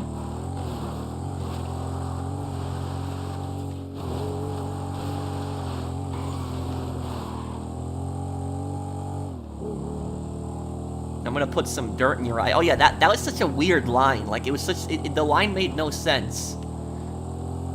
Like, if he actually said, if he actually said in that moment, like, I remember he looked at the newspaper that, like, Spider-Man was a villain. It was, like, the newspaper that Brock was posting. Like, if in that case, are you getting shot right now? Okay, it's a bit weird, but in that case, if he would have said, I'm gonna make you pay for this, Brock, that would have sounded way better than, like, the dirt in your eye. Like, what is that dirt in your eye? Like, where did that come from? He's like, I'm gonna put some dirt in your eye. Like, the line just made no sense. It was just so bizarre and so random. Like, who wrote the script for that? We getting chased by an NPC? Like, what's going on here?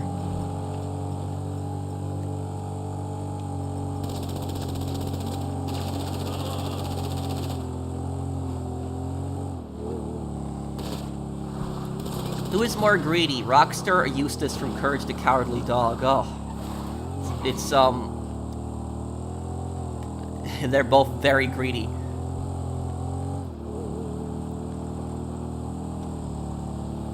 I'd say probably Eustace, because at least Rockstar does give us some enjoyable games where Eustace doesn't offer anything. But Rockstar is still pretty greedy. Thank you, Jimmy, for that super chat. Thanks, man.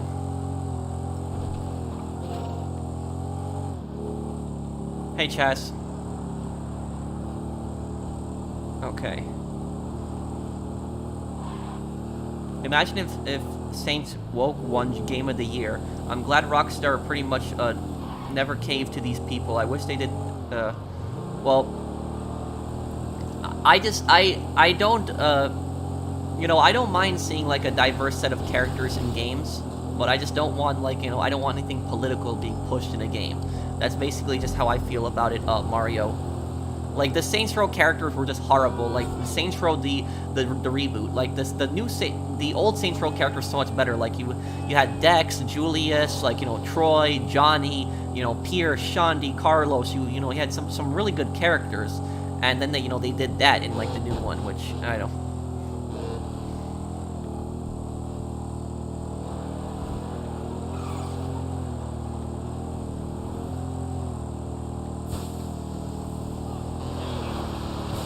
Oh, hey, Steph. Aiden Pierce avatar. I love Aiden Pierce.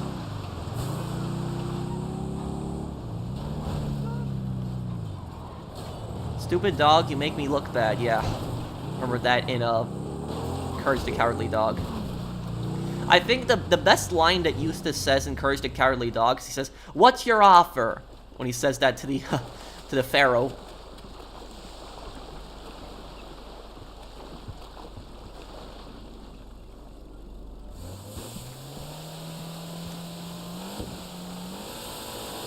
I probably won't play the new God of War game. I'm just not into them personally.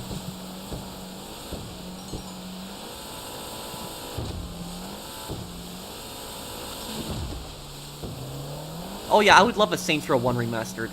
Hopefully the disaster of Saints Row means Rockstar realized that going woke isn't a good idea. Well, I guess we'll see how the next GTA game is.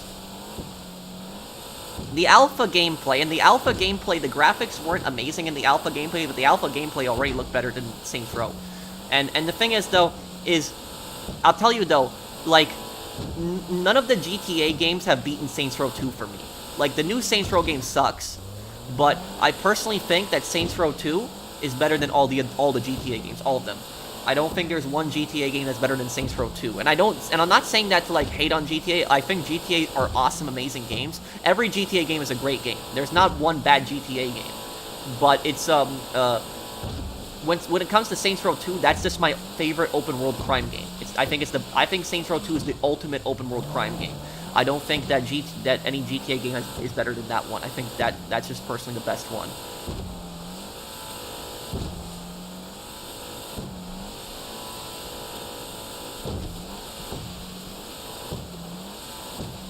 Saints Row 2 is the best one, yep.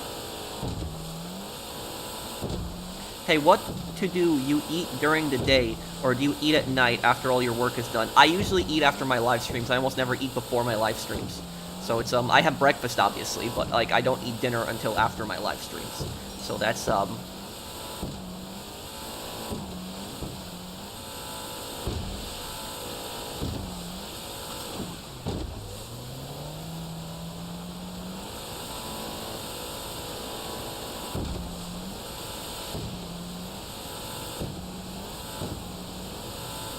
how's life, bro? It's going good.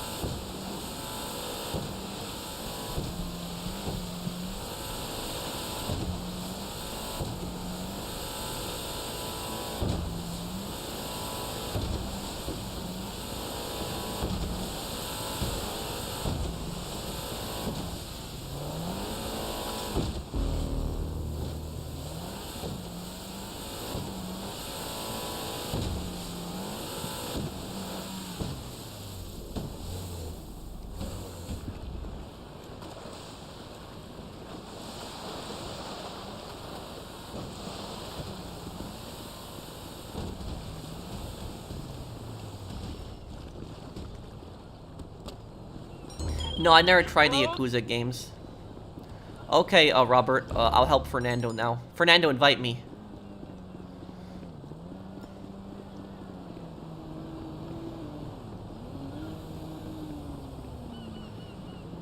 Oh, my property's doing good, Golo. Have you seen the Scooby-Doo and Courage crossover? No, I haven't.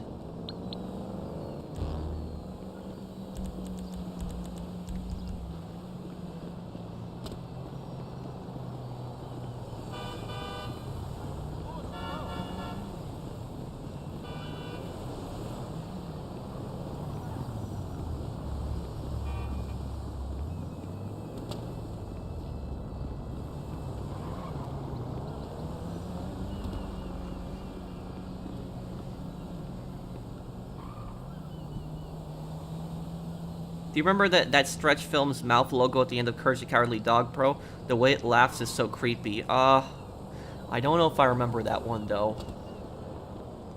I remember a lot of the episodes of Courage the Cowardly Dog, man, but yeah, Courage the Cowardly Dog would not be allowed on TV today. Like, you know, a show like that wouldn't be made today.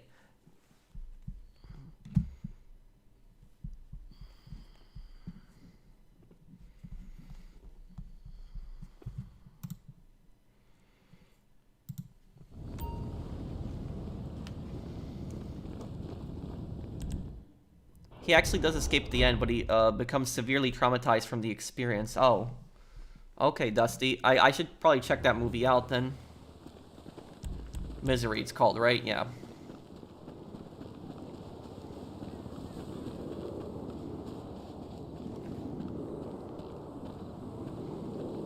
I think I know what you're talking about, but I don't remember it exactly. I remember there's something like that, Mario. Okay.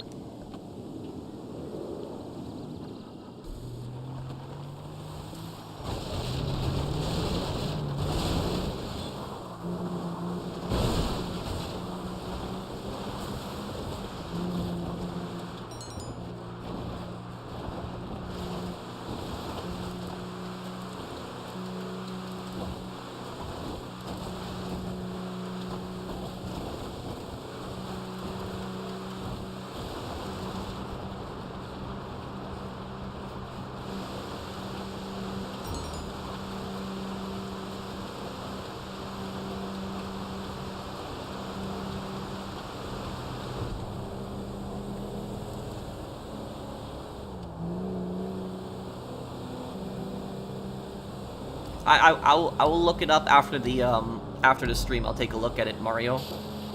Love your live streams. Keep up the good work. Thank you, Jay Thompson.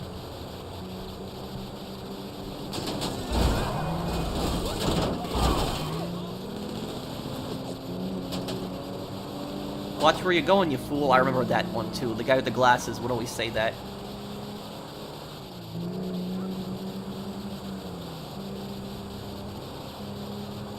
When do you plan on doing the Bismarck video? Possibly later in the month.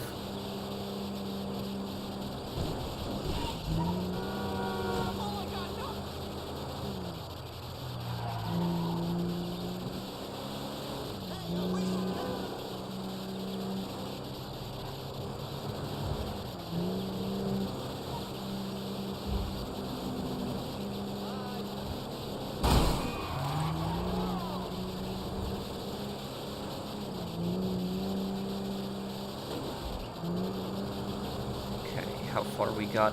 Less than a mile. We got this.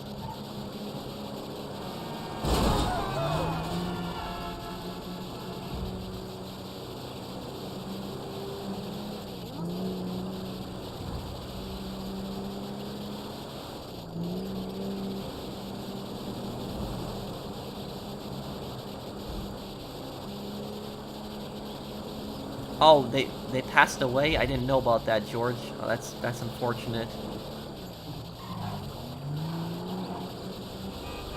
Yeah, the guys who played as Eustace always did a really good job.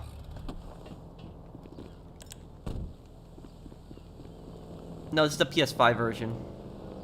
Hey, Pro, what do you use for thumbnails? Photoshop.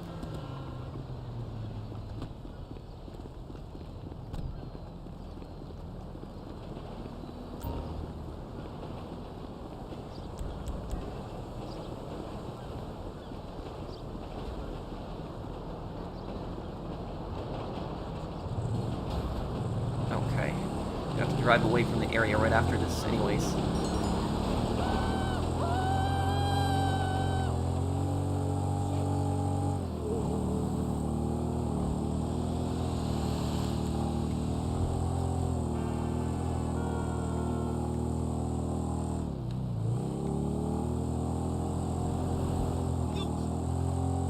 Your online character looks so cool. Thank you, Steph. Yeah, I tried to make like a biker-themed character. I got so bored of playing as like a crazy businessman, and so I wanted to play as like a biker character now. I'm actually, it got me more back into GT Online, because if I was like my businessman character, I'd be really bored right now. Yeah. Ow. Have I watched Breaking Bad? I've seen clips of it, Salis? I'm reading your name correctly. I use Photoshop for my thumbnails.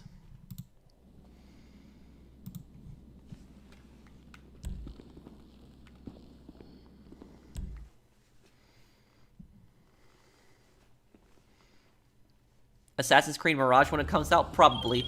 It looks like they're going back to their roots, which I will definitely, you know, I'll definitely give a chance. Give that a chance. Oh, this is somebody else's? Oh, what just happened? Okay. All right. Enter a plane.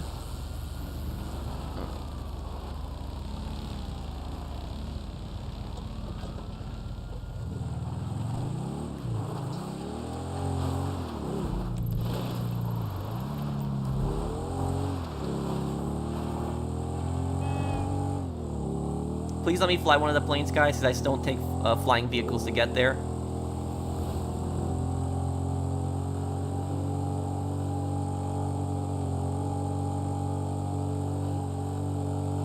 No, I didn't play God of War Ragnarok. Have you seen the PS2 game The Getaway? Recommend. It's an open world crime game set in London. I could play that one day. Thank you, Thank you, Zag Racing. Thanks, man. Which Getaway game did I play, guys? Because I know there's like 2 or 3 Getaway games, right? I have one of the Getaway games, and I played it when I was a kid, and I beat it too. I don't remember the story much, but I do remember some things. I remember you played as like a cop in the game, like a tactical cop, like kind of like he was like a SWAT guy. And then I remember you played as like this. You played as this guy that he went into like a gym, and there was like a bunch of dead people in like a gym. And it was like, in that I remember. It was just, I don't remember much more than that.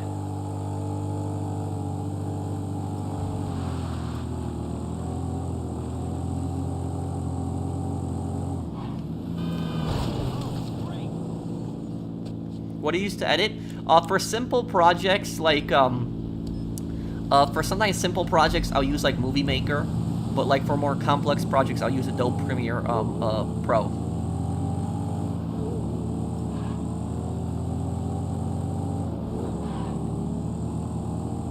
Spy Hunter games? No.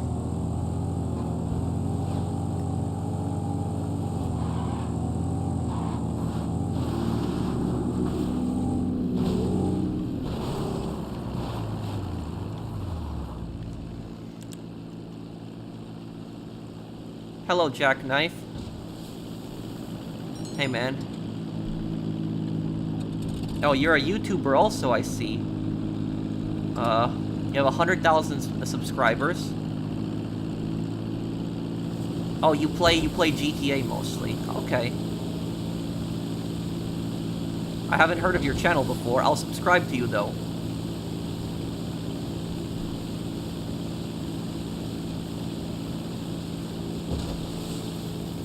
My thoughts on Modern Warfare 2. I like it so far. I think it's kind of cool. I think it's fun.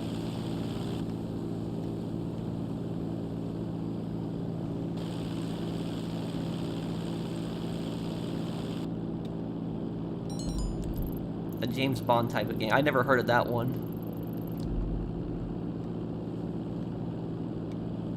I subscribe to you too, Brandon.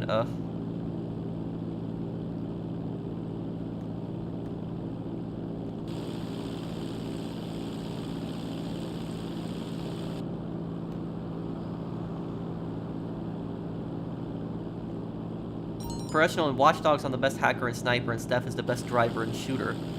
Oh, okay. In what, Legion, I'm assuming you mean? It's a shame that they didn't update Legion. I really liked Legion. I was really hoping the game would do more.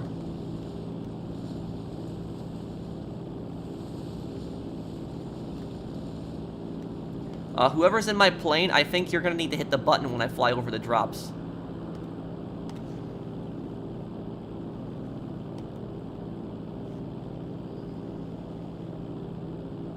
Do you think Commando is better than Terminator? I haven't seen a lot of the Terminator movies, but I like Commando a lot. I thought that was a really cool movie. And Commando kind of inspired Cayo Perico, if you know, like, the island he goes to at the end of Commando. Very similar to Cayo Perico.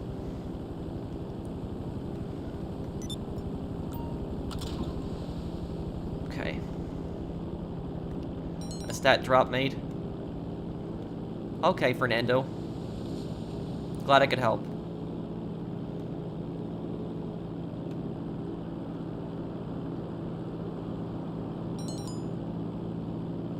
Okay, Casey. Oh, Pro, the first one with Aiden. Oh, okay. Watch Dogs 1. So you play, like, the multiplayer together, then. Yeah, and I'll tell you something. The hacking invasions in Watch Dogs 1 are so much better than, like, in Legion, because in Legion, it's like, if you get detected, you have to, like... In Legion, if you get detected, you have to, like, still hack the person in the area, but in Watch Dogs 1, you gotta, like, run away, which I like that personally much more.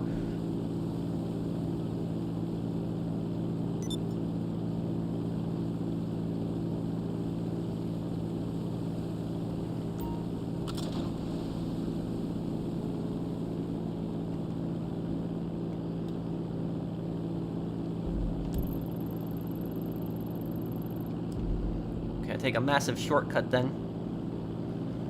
Over land here.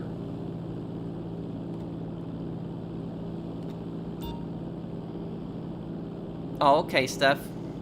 But I'll tell you something though, Steph, you guys play a lot of the Watch Dogs 1 multiplayer, right? Like, I'll tell you guys something though. Like, when I played the Watch Dogs 1 multiplayer, like the hacking invasions was really fun, it was. But the one thing that pissed me off is the cheaters in Watch Dogs 1. You guys probably know what I'm talking about if you play the multiplayer a lot. On console, they're cheaters on console. They're not hackers, but they abuse glitches. And basically what happens is, like, I've joined people's lobbies, like, for a hacking invasion, where they're, like, at the top of that skyscraper, like, the tallest buildings in the game. There's no way to get up there. I don't even know how they got up there, but, like, it's like people just sit up there, and they wait for people to join their match, and if you don't if you join somebody's match in that game, like, the hacking invasion mode, if you join their match and you don't hack them in, like, 5 minutes, they get the XP for that, and so people just, like, they sit up on the rooftops, and they don't, like, they just basically wait till the thing times out, or the person leaves, and they get, like, extra points, and use that to get really high in the leaderboard. Yes, people cheat on Watch Dogs. It happens on the first one. They do it. There's a glitch that people do to, like, get on the roof of the building, and when you join them, they just sit up on that building. That's why I stay away from online. Oh, so you know what I'm talking about then? Yeah.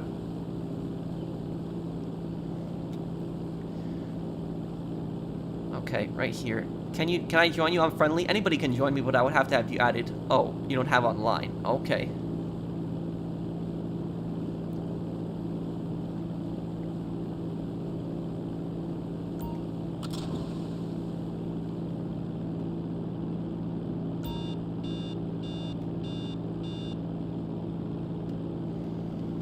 Flew that whole flight in first-person mode, too.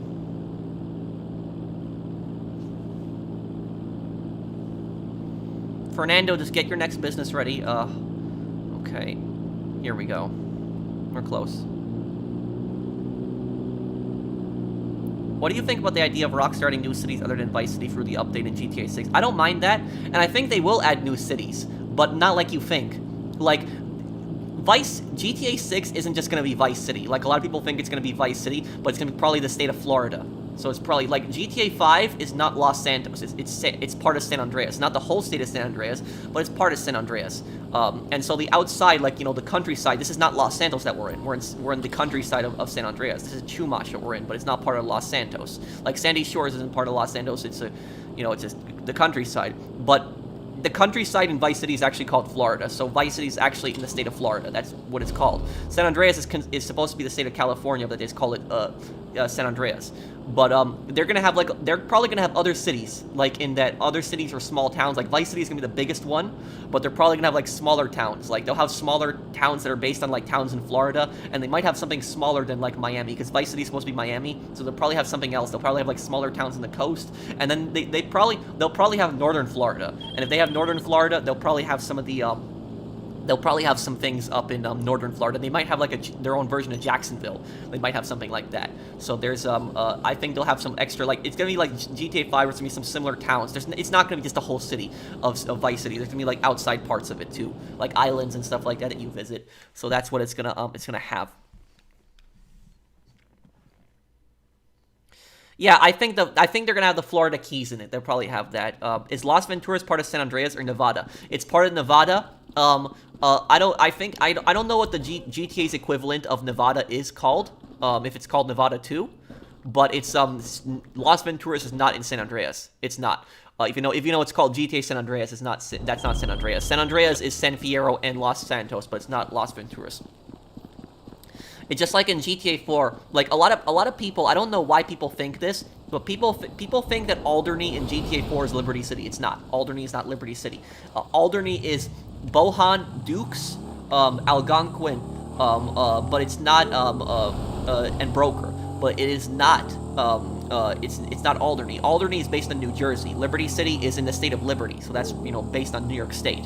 Alderney is based on Jersey, so it's the state of Alderney, New Jersey, and Alderney City is based on Jersey City. So that's what it is. A lot of people get that mixed up. They think Alderney is part of Liberty City, but it's not. Yes, Alderney is New Jersey. Bohan is the Bronx, Broker is Brooklyn, Dukes is Queens, Algonquin is Manhattan, Alderney City is Jersey City. I don't know, some of the southern parts of Alderney are based on other real locations in New Jersey, but I don't know New Jersey that well. I've been to New Jersey a bunch of times when I was a kid, but I don't know it that well. I know New York, that's where I grew up much better. But, some people probably know in the comments, like, does anybody here in the comments know, what is the southern part of Alderney based on? Is that, like, that's gotta be a real-life location in New Jersey also, but it's, like, the part where the Lost are from, like, what's that supposed to be based on? Because that's not Alderney City anymore, that's something else, Whoa, oh, this might be bad, yeah. There we go.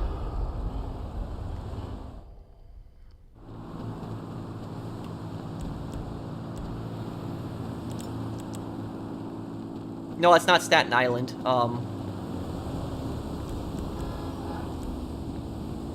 Oh man, why does it keep spawning up there? Come on.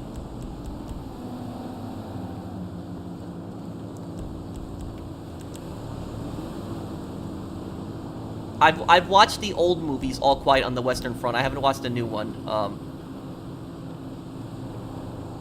No, it's not upstate New York. That's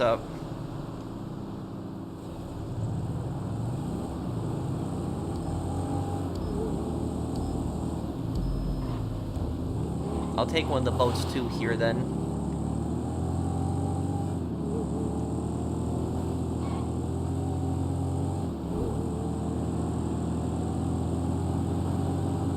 What is Colony Island based on? Colony Island, I think that's Roosevelt, no, that's not Roosevelt. I'll tell you in a little bit. It's an island that's on the side of Manhattan. It's very small. I try to remember what it's called again.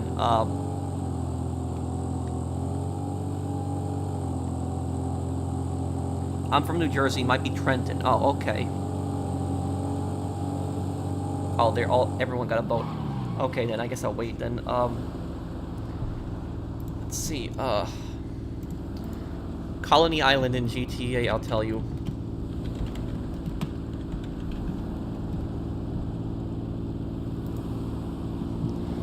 I'll tell you what it's based on. Roosevelt Island, so I was right. It is Roosevelt Island, yeah. I was thinking that it was Roosevelt Island. Yeah, so Colony Island is Roosevelt Island. Yes, that's what it's based on. Also, it is a lot. Roosevelt Island is a lot bigger than that. Like Colony Island is, a lot smaller. Like but what is because Roosevelt Island is not a borough. It's part of New York, but it's not a borough. What? Man, I'm from New York and I don't even know what part. I know where Roosevelt Island is. I know what it is, but is it part of? It's part of Manhattan. Okay, so it's part of Manhattan. Kind of weird. It's its own little small island, but it's part of Manhattan.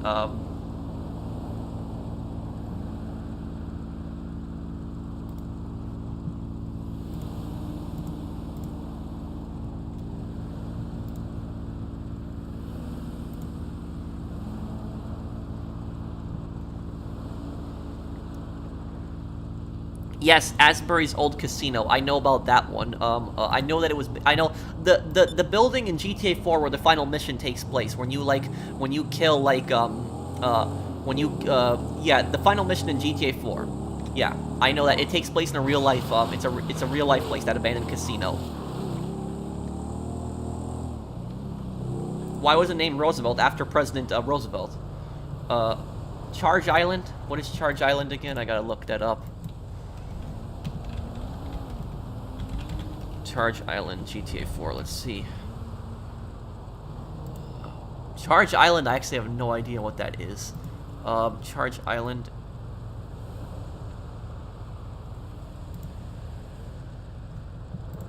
It says it's based on the okay. So it's based on the, yeah. It's based on the Randall and Ward's Island, but in real life, people actually live on that island. There's apartment buildings, where in, okay, where in the game, there's no apartment buildings. It's just strictly like an industrial, like, island,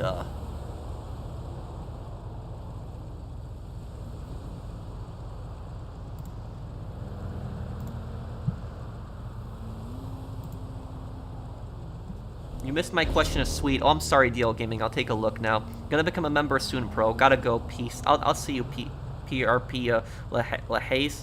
Greetings from Malaysia. Hello, Kimmy.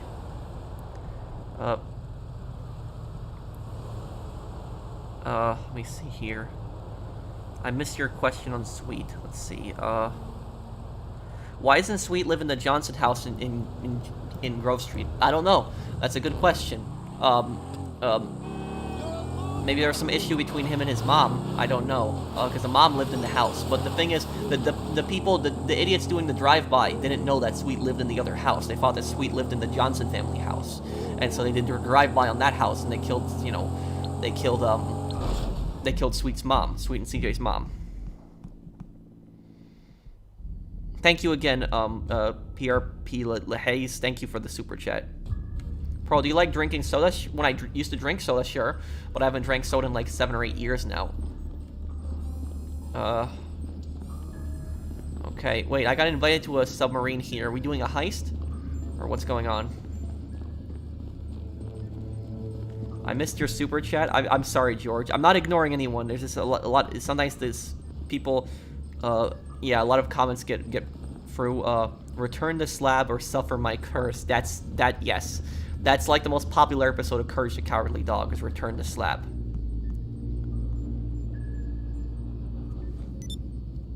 Okay. Okay, I'm ready. Give me the lowest cut, I just want to help.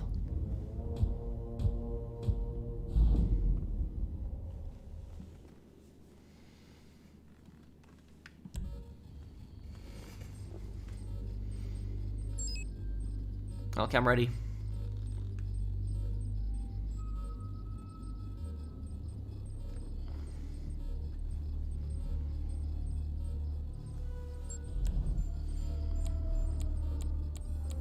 Are we getting gold?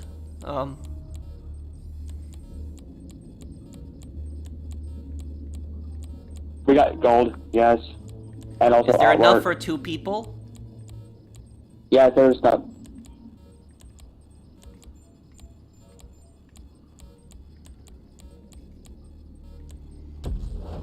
Okay.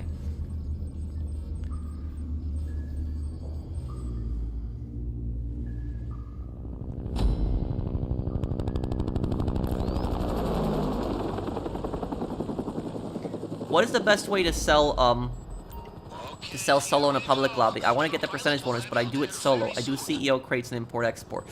If you're doing CEO crates and you want to sell solo, sell only 9 crates. If you sell 9 crates, it will always be 1 vehicle. 9 crates, always.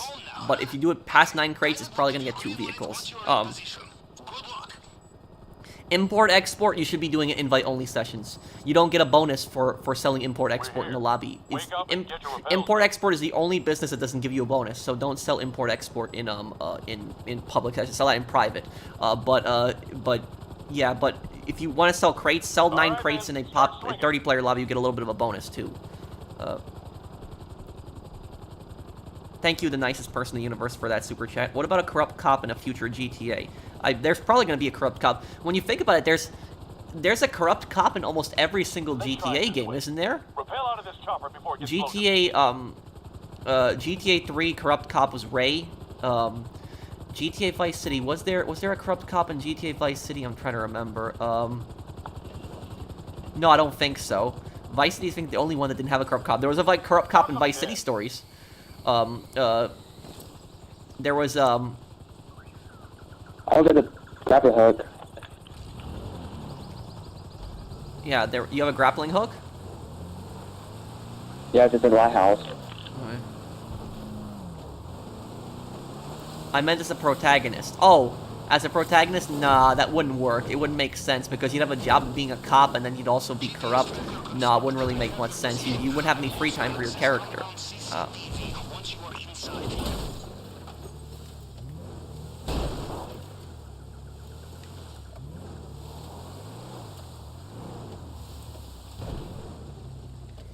My god, these bushes on this island.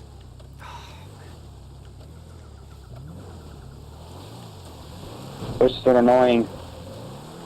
Yeah, the bushes are like made out of concrete. Like, the bushes are bigger threat than Rubio's guards. Like, it's...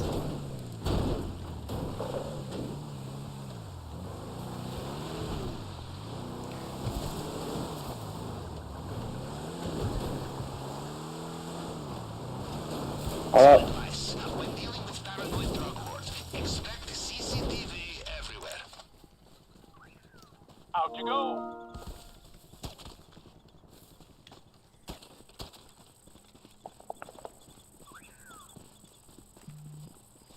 Get the right I guy, I told you I got got it left. left. You took it right. 3, 2, 1, go. Okay. Hold up.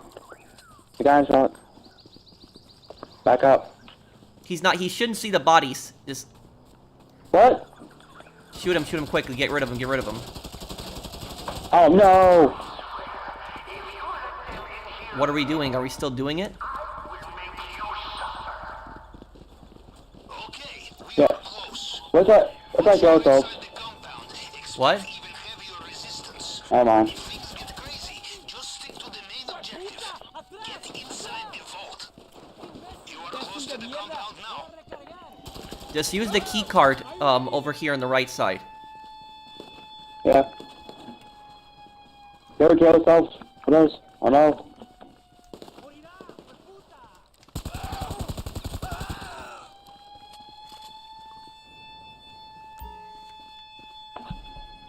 Alright, side gate confirmed.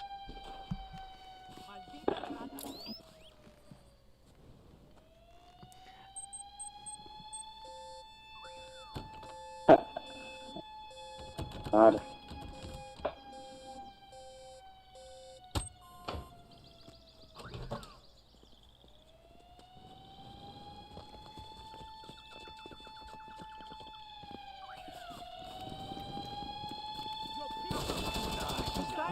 It's good to be back, and the guards are excited to see you too. You know where to go. Now, to the task at hand. Take cover. Yep. Oh, He's dead. I got him. thank you.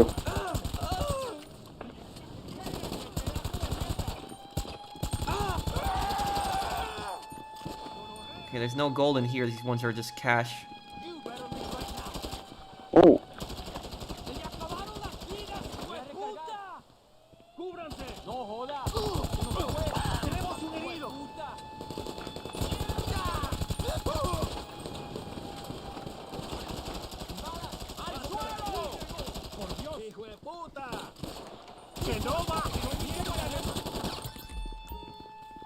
Gate keys. Okay, but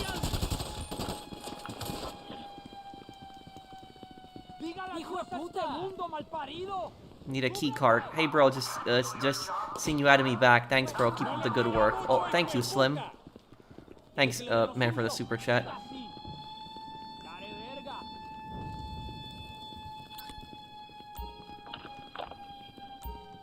Okay, I'm gonna open this then. Just please watch the staircase so they don't shoot me in the back. Check the safe, I think. looks like I find another key card. So, you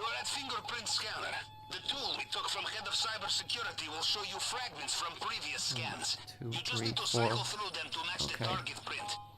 And keep an eye out for people trying to kill you. 1, 2, okay. You can just do this by counting. 3. 1, 2, 3, 4. 1, 2, 3, 4, 5. Okay.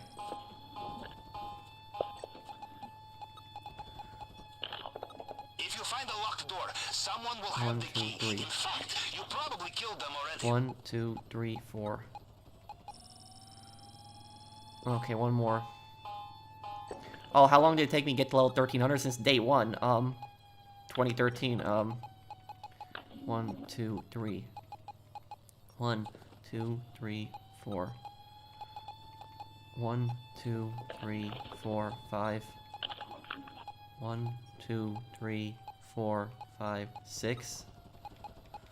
1, 2, 3, 4, 5, 6, 7. There we go. They're in order, so you just count them down and you got it. Okay. Did it work? Okay, time to move. Back once again.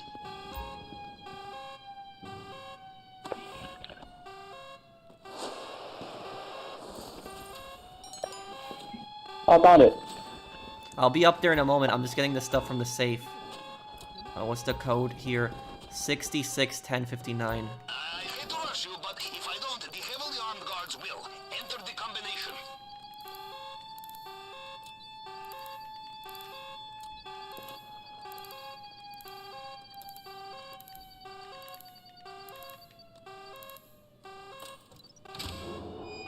Okay, I got it.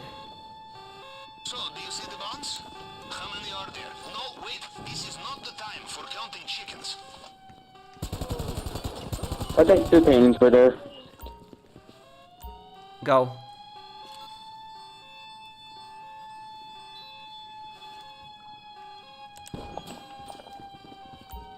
Hello. Is there gold upstairs? Did you find it? Yeah, they were up there. Is there enough You know for what, I'll both get bags? painting. You got gold. Wait, so you're taking the painting? Wait, didn't you want to take the gold instead? Bravo! Yes, but when you get gold, you can't get more paintings. Does not mean there Let's is check it no out. time for opportunistic theft, yes? You like it, you take it. Okay, but okay, yeah. Good choice. Let's see, hang on. Wait, so the other rooms, oh wait, there's one more of gold here, okay. There's Let's more go get- gold out there. Yeah, let's go get it then.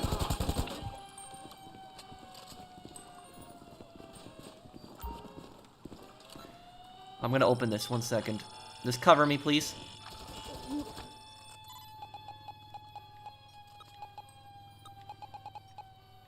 Uh, 1, 2, 3. 1, 2, 3, 4. Okay.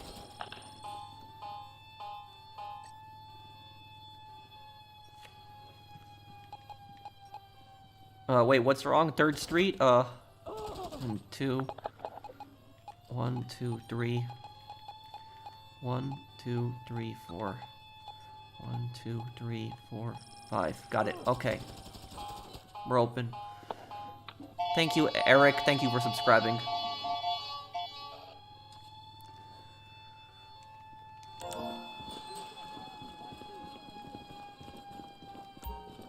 Okay, I got these keys.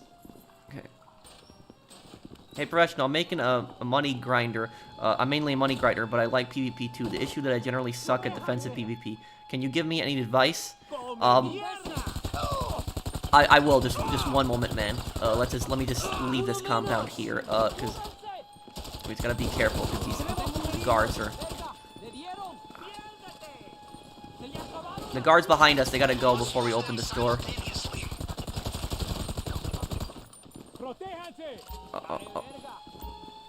Oh, wait, what? Yeah.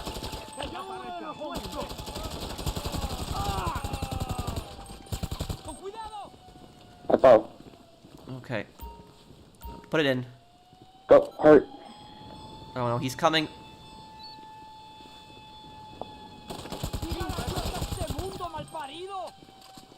Okay, That's more gold. keep them away from me.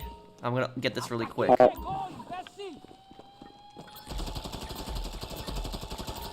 Okay, we're good. Leave. Let's leave through the Leave through right here, over here. Okay then.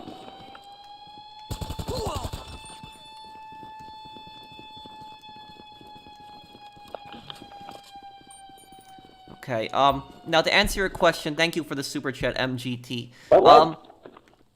What? All right. He said it was $973,000. What? I think it's just a glitch. I think we're good. What I will, I suck at sniping mainly in ground combat. I have a lot of weaponized vehicles, but with ghost organists off the radar and general experience, it's hard to effectively use them. Try getting good with some of the attack helicopters. That's what I've always done, and I'm not the best at ground combat myself. But honestly, is you know how to get out the quicker way, right? Okay, get in this. Do you know which side of the map to drive to?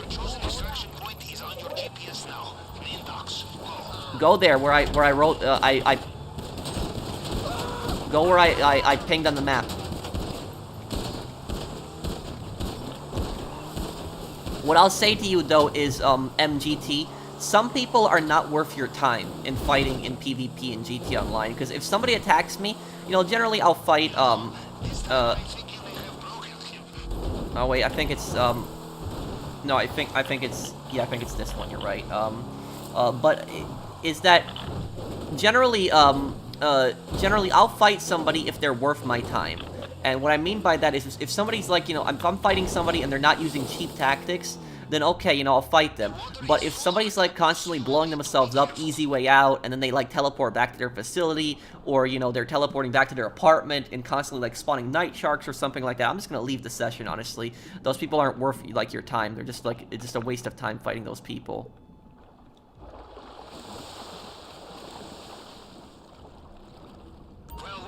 Judging from their comms, it sounds like Mr. Rubio is reaching for his helicopter again. Okay, we got this. You got there. Now we wait for everyone else to catch up. Good news, Mr. Rubio's heading back. Condor. Boat, yeah, I see it. Okay, everyone has an exit. Now we regroup. Keep swimming, we're close. Oh, thank God.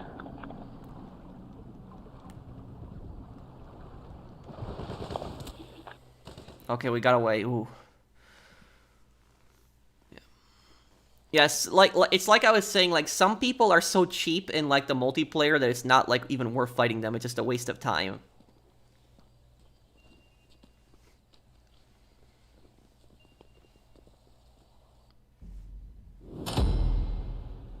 If somebody's like easy way out and constantly just don't bother fighting them, then like don't bother fighting them, MGT.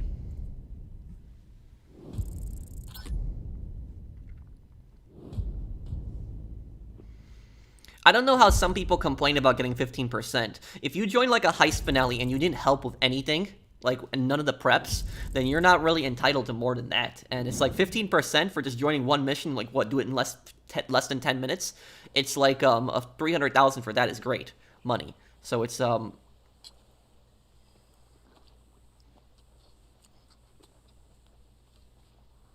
always taken 15% and I've been fine with that. I don't need any more, but what I'm saying is, if you host a heist, guys, if you're hosting like a heist and you do all the preps and then somebody joins on the finale, you know, if you want to be nice, give them 20 or 25%, but you want to give them like 60, 40% if they helped you. If they helped you with like all of the missions, give yourself 60% since you paid for the heist and you paid for a few things with it, and 40% is still really nice. But if they didn't help with any of the preps, they didn't help with anything, they just joined on the finale, you know, 20, 25% if you want to be nice. But like, there's no reason for there's no reason for, you know, that person to get 50% if they didn't help with the prep missions. No, you know, so it's not a cigarette. Finding my center before I practice.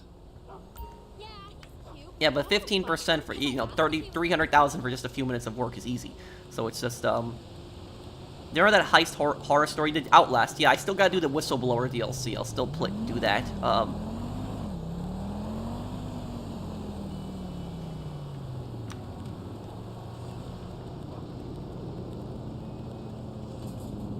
For 25%, they better not die. Oh yeah, no, I agree with you. You know, if somebody's coming into my heist and they're demanding like a really like, you know, big cut and they didn't help with any of the stuff, then if I give them that big cut, then I expect like, you know, perfect gameplay. I don't expect like any kind of mess ups.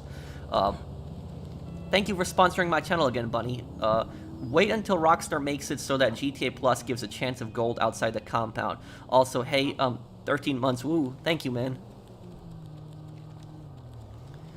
Yeah, and if they do something like that, I'm gonna be pissed off at that point. I'll think it'll be stupid. Are crooked. You want to taste the Tai Chi? Keep it up. Well, you can't even give them lower than 15% NFS, though. The heist was fun to see. Thank you, April.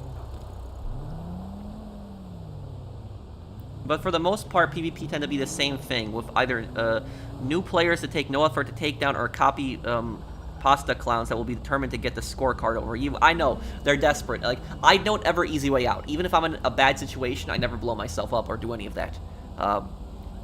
Honestly, if I damage somebody and they blow themselves up, I count it as a kill, personally. Something I've wanted to ask for a while. Do you believe that constant heisting, like Cayo Perico, for example, breaks the immersion of the game because of how unrealistic it is? No. I don't think that breaks the immersion. I think Cayo Perico is like the best DLC ever because Cayo Perico was, Cayo Perico is like is so solo friendly. Like, you don't need anybody. You can just do it invite only sessions, all the preps, and just do the heist and make, you know, plenty of money. You know, I don't think that the nerf that they did was necessary, but it's I think Cayo Perico is a great DLC. I don't think it breaks the immersion anything. People say that nobody does the other businesses in the game because of Cayo Perico, but my response to that is that's not the problem with Cayo Perico. The other businesses should get paid more. That's just how I feel about it. So I don't think that it's, you know, Cayo Perico, you know, breaks the game or anything like that, ruins the immersion. I still do plenty of the other businesses, and you know, you could do both at the same time. You could buy supplies for your MC businesses and your bunker and have your nightclub producing while you do Cayo Perico, so your business is producing while you're in the middle of a heist. So that's like, you know, something that you can do. Thanks, Steph. What's the best gun in the game? Really up to debate. I think the M16 is a great assault rifle right now. I got a question. Why didn't Nico go after Ray Bulgren? I feel like he should have been Nico's secondary antagonist rather than Jimmy, because Bulgren, I guess, stopped going after Nico and was going after Luis at the time, and so I guess Nico realized eventually that Bulgren died. If you give them a low cut, they won't do it with you. Sure, but it's like I said, like, it's like, look, if you join like a heist finale, right? Let's say that you join like a heist, you know, casino heist, and casino heist is much harder. To the prep missions are much harder than Cayo Perico. Like Cayo Perico is much harder. You know, I'm not saying to be greedy or anything. I'm not like that. It's about the effort for me. It's not about the money. It's about the effort. And so if somebody joins in the casino heist at like the very end, and you did all the setup missions on your own, you have the right to give yourself a bigger cut. If you did all of it on your own and somebody else didn't help you and then they join the finale, if they join and they get a 25% cut, that's being nice. If you give it 30%, that's still being really nice. Because they joined a heist finale when they didn't help with any of the other preps. If they helped you from the very first prep until the very last prep getting the heist ready, they're entitled to get like around half of the cut. Half or a little bit under half. But if they did not help with any of the preps, they're not entitled to more than 25%. That's the way I see it personally. It's just that's the way I look at it. Is because I don't think that somebody, and also I'll tell you this: your heist teammates are gonna get pissed off at you, because basically what happens is if you're doing a casino heist and you have like one guy that helped you with all the setup missions, the prep missions, and then some random joins, and you give him in the random the exact same cut, that guy's gonna get pissed. So it's because that guy did not help with any of the other stuff, and you're giving him the same cut. So it's about being fair to your teammates. It's more about looking at the effort. And so I'll give my teammate rather more money if the random didn't help with the other stuff. So that's the way I look at heist cuts. I assign heist cuts based on effort, and I don't even like. And when I'm hosting the heist, I give most of my cut away. I don't need the money myself. So it's just you know, that. But that's just the way I look at it personally. How I do cuts.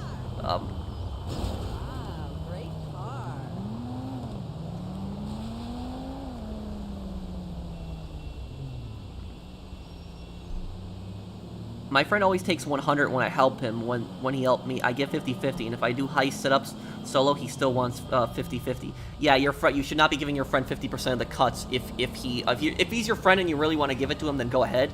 But you know, really doesn't have a right to ask for 50% if he didn't help with the other heist. He has a right to ask for 50% if he helped with the setup missions. But if he didn't help with the prep missions, any of that stuff, he really doesn't have a right to ask about that.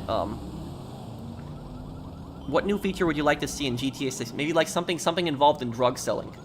I'd like to see that since it's Vice City. And, you know, more focus on the criminal empire. Thank you, Antonio. I'm a helicopter buff in real life. The Oppressor Mark II, while useful, makes a lot of helicopters almost irrelevant. I got respect for you, though. Thank you, MGT. And I don't use the Oppressor, like, whenever you guys watch my PvP videos, I don't really do them anymore, but when I did them in the past, I never really used the Oppressor Mark II, never, in, like, combat. And I fought Oppressor Mark II like idiots all the time. But it is hard. I will admit to it. It's very hard. It's like, really, really hard to try to, it's very hard.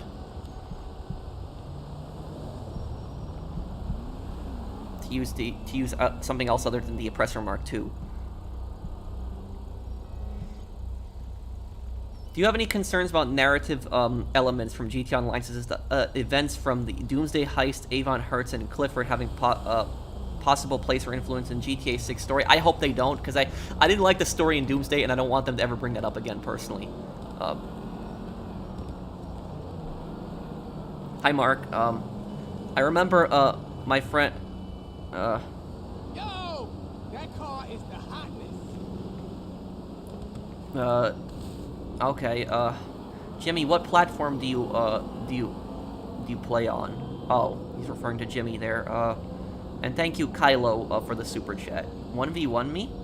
I'll tell you something, Sonny, right now, is I don't do 1v1s. They're just a waste of time. I don't. And whenever I tell people that I don't do 1v1s, they almost always tell me that I'm scared. Whenever I tell people that, because I don't think that 1v1s prove anything. I think they're just stupid. But what I will say is, you could beat me in a 1v1. You could beat me like 10-0. I don't care. Like, you know, you're probably better than me at PvP. I will admit that. But it's like, I just don't do 1v1s. I don't care. They don't accomplish anything, and they don't, you know, I don't see them as, you know, proving anything at all. What exactly were those people saying when you fought their Mark IIs with the Ruiner 2000? Those guys, I don't remember if they said anything to me, Mario, but I've had other people that grief with Oppressor Mark IIs, and I pull out fully loaded Ruiner, and they accuse me of using exploits. So that's like what I've been accused of before. Whenever I killed them with the fully loaded Ruiner, they would accuse me of using exploits. So that's typically what people would come at me with. What exactly makes Dimitri more evil than Claude? The fact that Dimitri pretends to be people's friends and manipulates them. Hearing the professional say he doesn't care about 1v1 somehow makes me feel a tiny bit better about not being a great fighter. 1v1s don't accomplish anything. I'll 20-0 you, okay? And like I said, Sonny, you could 30-0 me. I don't care. 1v1s don't accomplish anything. You're probably better at me. You're probably better at ground combat than I am. I won't deny that. You know, I don't do PvP much in this game. But I'm really good with air vehicles, but I'm not that great at ground combat. So it's like, I don't care. Like, 1v1s don't accomplish anything. Like, the thing is, though, is the 1v1 is not going to do anything for you. Like, you beat somebody in a 1v1, okay, then what does that prove? It doesn't prove anything. Like, do you have more money grinded than me in this game? Because money is pretty much everything in this game. Like, you know, money gets you businesses, cars, vehicles, everything. Even ammo for your guns that you used for 1v1. So it's like, do you have more money than me grinded? And that's the thing is, like, a lot of times the people that are just obsessed with PvP are terrible at grinding. They don't know what they're doing when it comes to making money. So it's like, honestly, somebody that knows what they're doing and knows how to make money in the game, I consider that person way better than somebody that might be, you know, have like a 10 KD at, like, you know, PvP. So it's just, you know, for me, you could care about 1v1s in a game like Call of Duty, but you can't care about 1v1s in a game like GTA, because there's no purpose to it. It doesn't matter. And I'm not trying to be rude to you, Sonny, by the way, but I'm just stating, like, how I feel about it. I don't think that they accomplish anything. I think it's just stupid.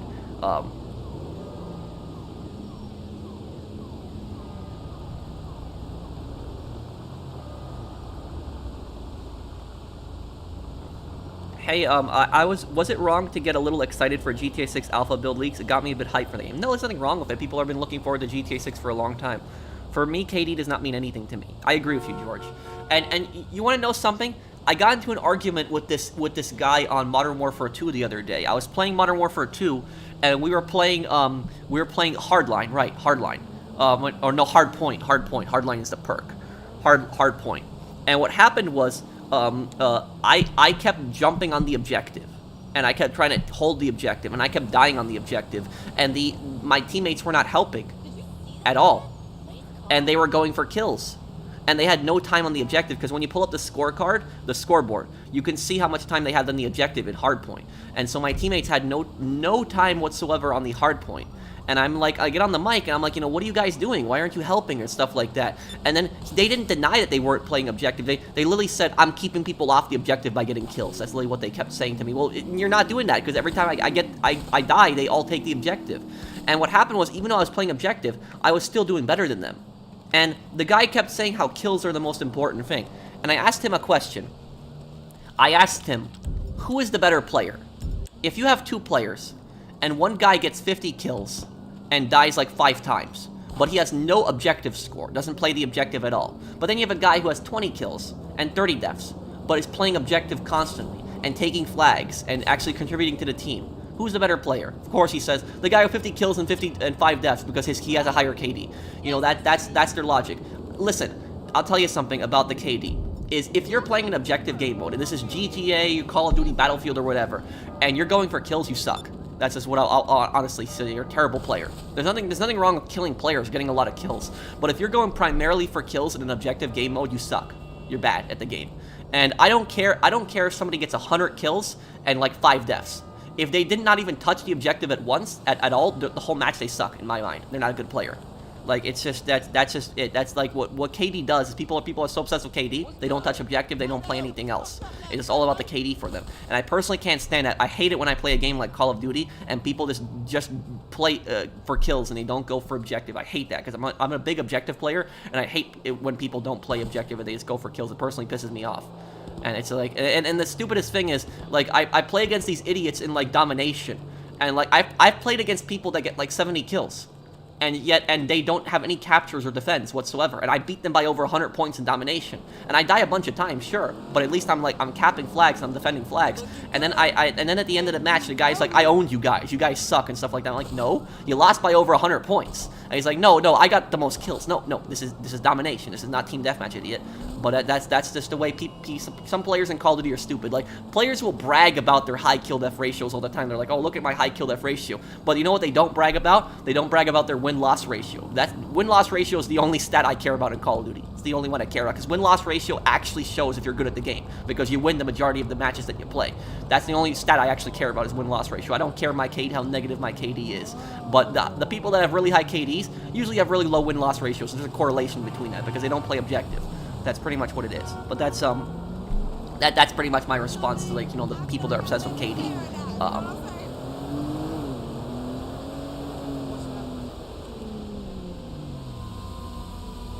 Now, Sonny can say whatever he wants. He can he can even be rude to me. The only time I really time people out or ban people is when they're saying something racist in chat, or if they're constantly spamming and just being unreasonable. But even people who disagree with me and insult me, I typically allow in chat most of the time. It's just if the spamming gets ridiculous, then I time them out. But it's same argument in Team Fortress 2. People care more about kills than objective. People even ask or fret not to do objectives too. Yeah. Siege is a good example of this. And in Siege, you can team kill in that game. If you play objective or making call-outs, that's what matters to me. Yeah, I agree with you, George. I agree with you, George and Patrick. Is that Baker Street? I don't know. No, Rockland Drive, I think. Here. But yeah. What is it? Do you know what happened is, whenever I played Search and Destroy, because I used to play Search and Destroy a lot back in the day, like Search and Destroy, if you get kills, I will admit that it helps, because there's one less person on the team, people only have one life. But if you actually plant the bomb at the beginning of the match, I personally think that's the best way to win. And the reason it's so good to win is because when you plant that bomb in Search and Destroy, the enemy team has 40 seconds to defuse it. And if the majority of your teammates are alive, the whole enemy team has to then rush to that point, and you can set up defenses, you can be ready for them, and you have a huge advantage over them. So if you actually, like, you know, plant the bomb early on in Search and Destroy, you can win. I do that all the time. I get the bomb, I rush the objective, I plant it. It's very effective in Search and Destroy. People don't expect that. They don't expect you to arm the bomb within, like, the first minute. And so it's a very effective way to win in Search and Destroy. Also, in Search and Destroy, another thing that I do is, do you know what I do? When I encounter a sweat in Modern Warfare, and I haven't played Search and Destroy in the new Modern Warfare, but if I encounter a sweat in Search and Destroy and I'm on the defenders, do you know what I do? I kill time. That's what I do. That's how I beat them, and it makes the sweats rage so much. They get so pissed. What I do is I sit on the objective. That's all I do. I sit on the objective and I watch it. Some people might call that camping, but I call it defending the objective. And I'll sit on the objective and I watch it. And so these sweats, they won't even pick up the bomb. They won't even pick up the bomb. They'll just run around looking for kills. And what I'll basically do is I'll wait till the time goes down to 0. And when the time goes down to 0, they get so pissed when the round ends and they lose. And so that's what I typically do, is I just defend the objective. I don't go looking for them. And if you're the defenders, you should not be going out and looking for people. You should be defending the objective. But that's that pretty much. Kill confirmed or team deathmatch if they play. What the hell is a sweat? A sweat is somebody who takes the game too seriously. Like, it's like, a sweat is like those people who run around in Modern Warfare with, like, MP5 and no stock, and just, like, you watch the kill cam, it looks like they drank 100 coffees. That's what a sweat is. What earphones are you using? I think, what are these, like, these are Sony, I think? No, these aren't Sony.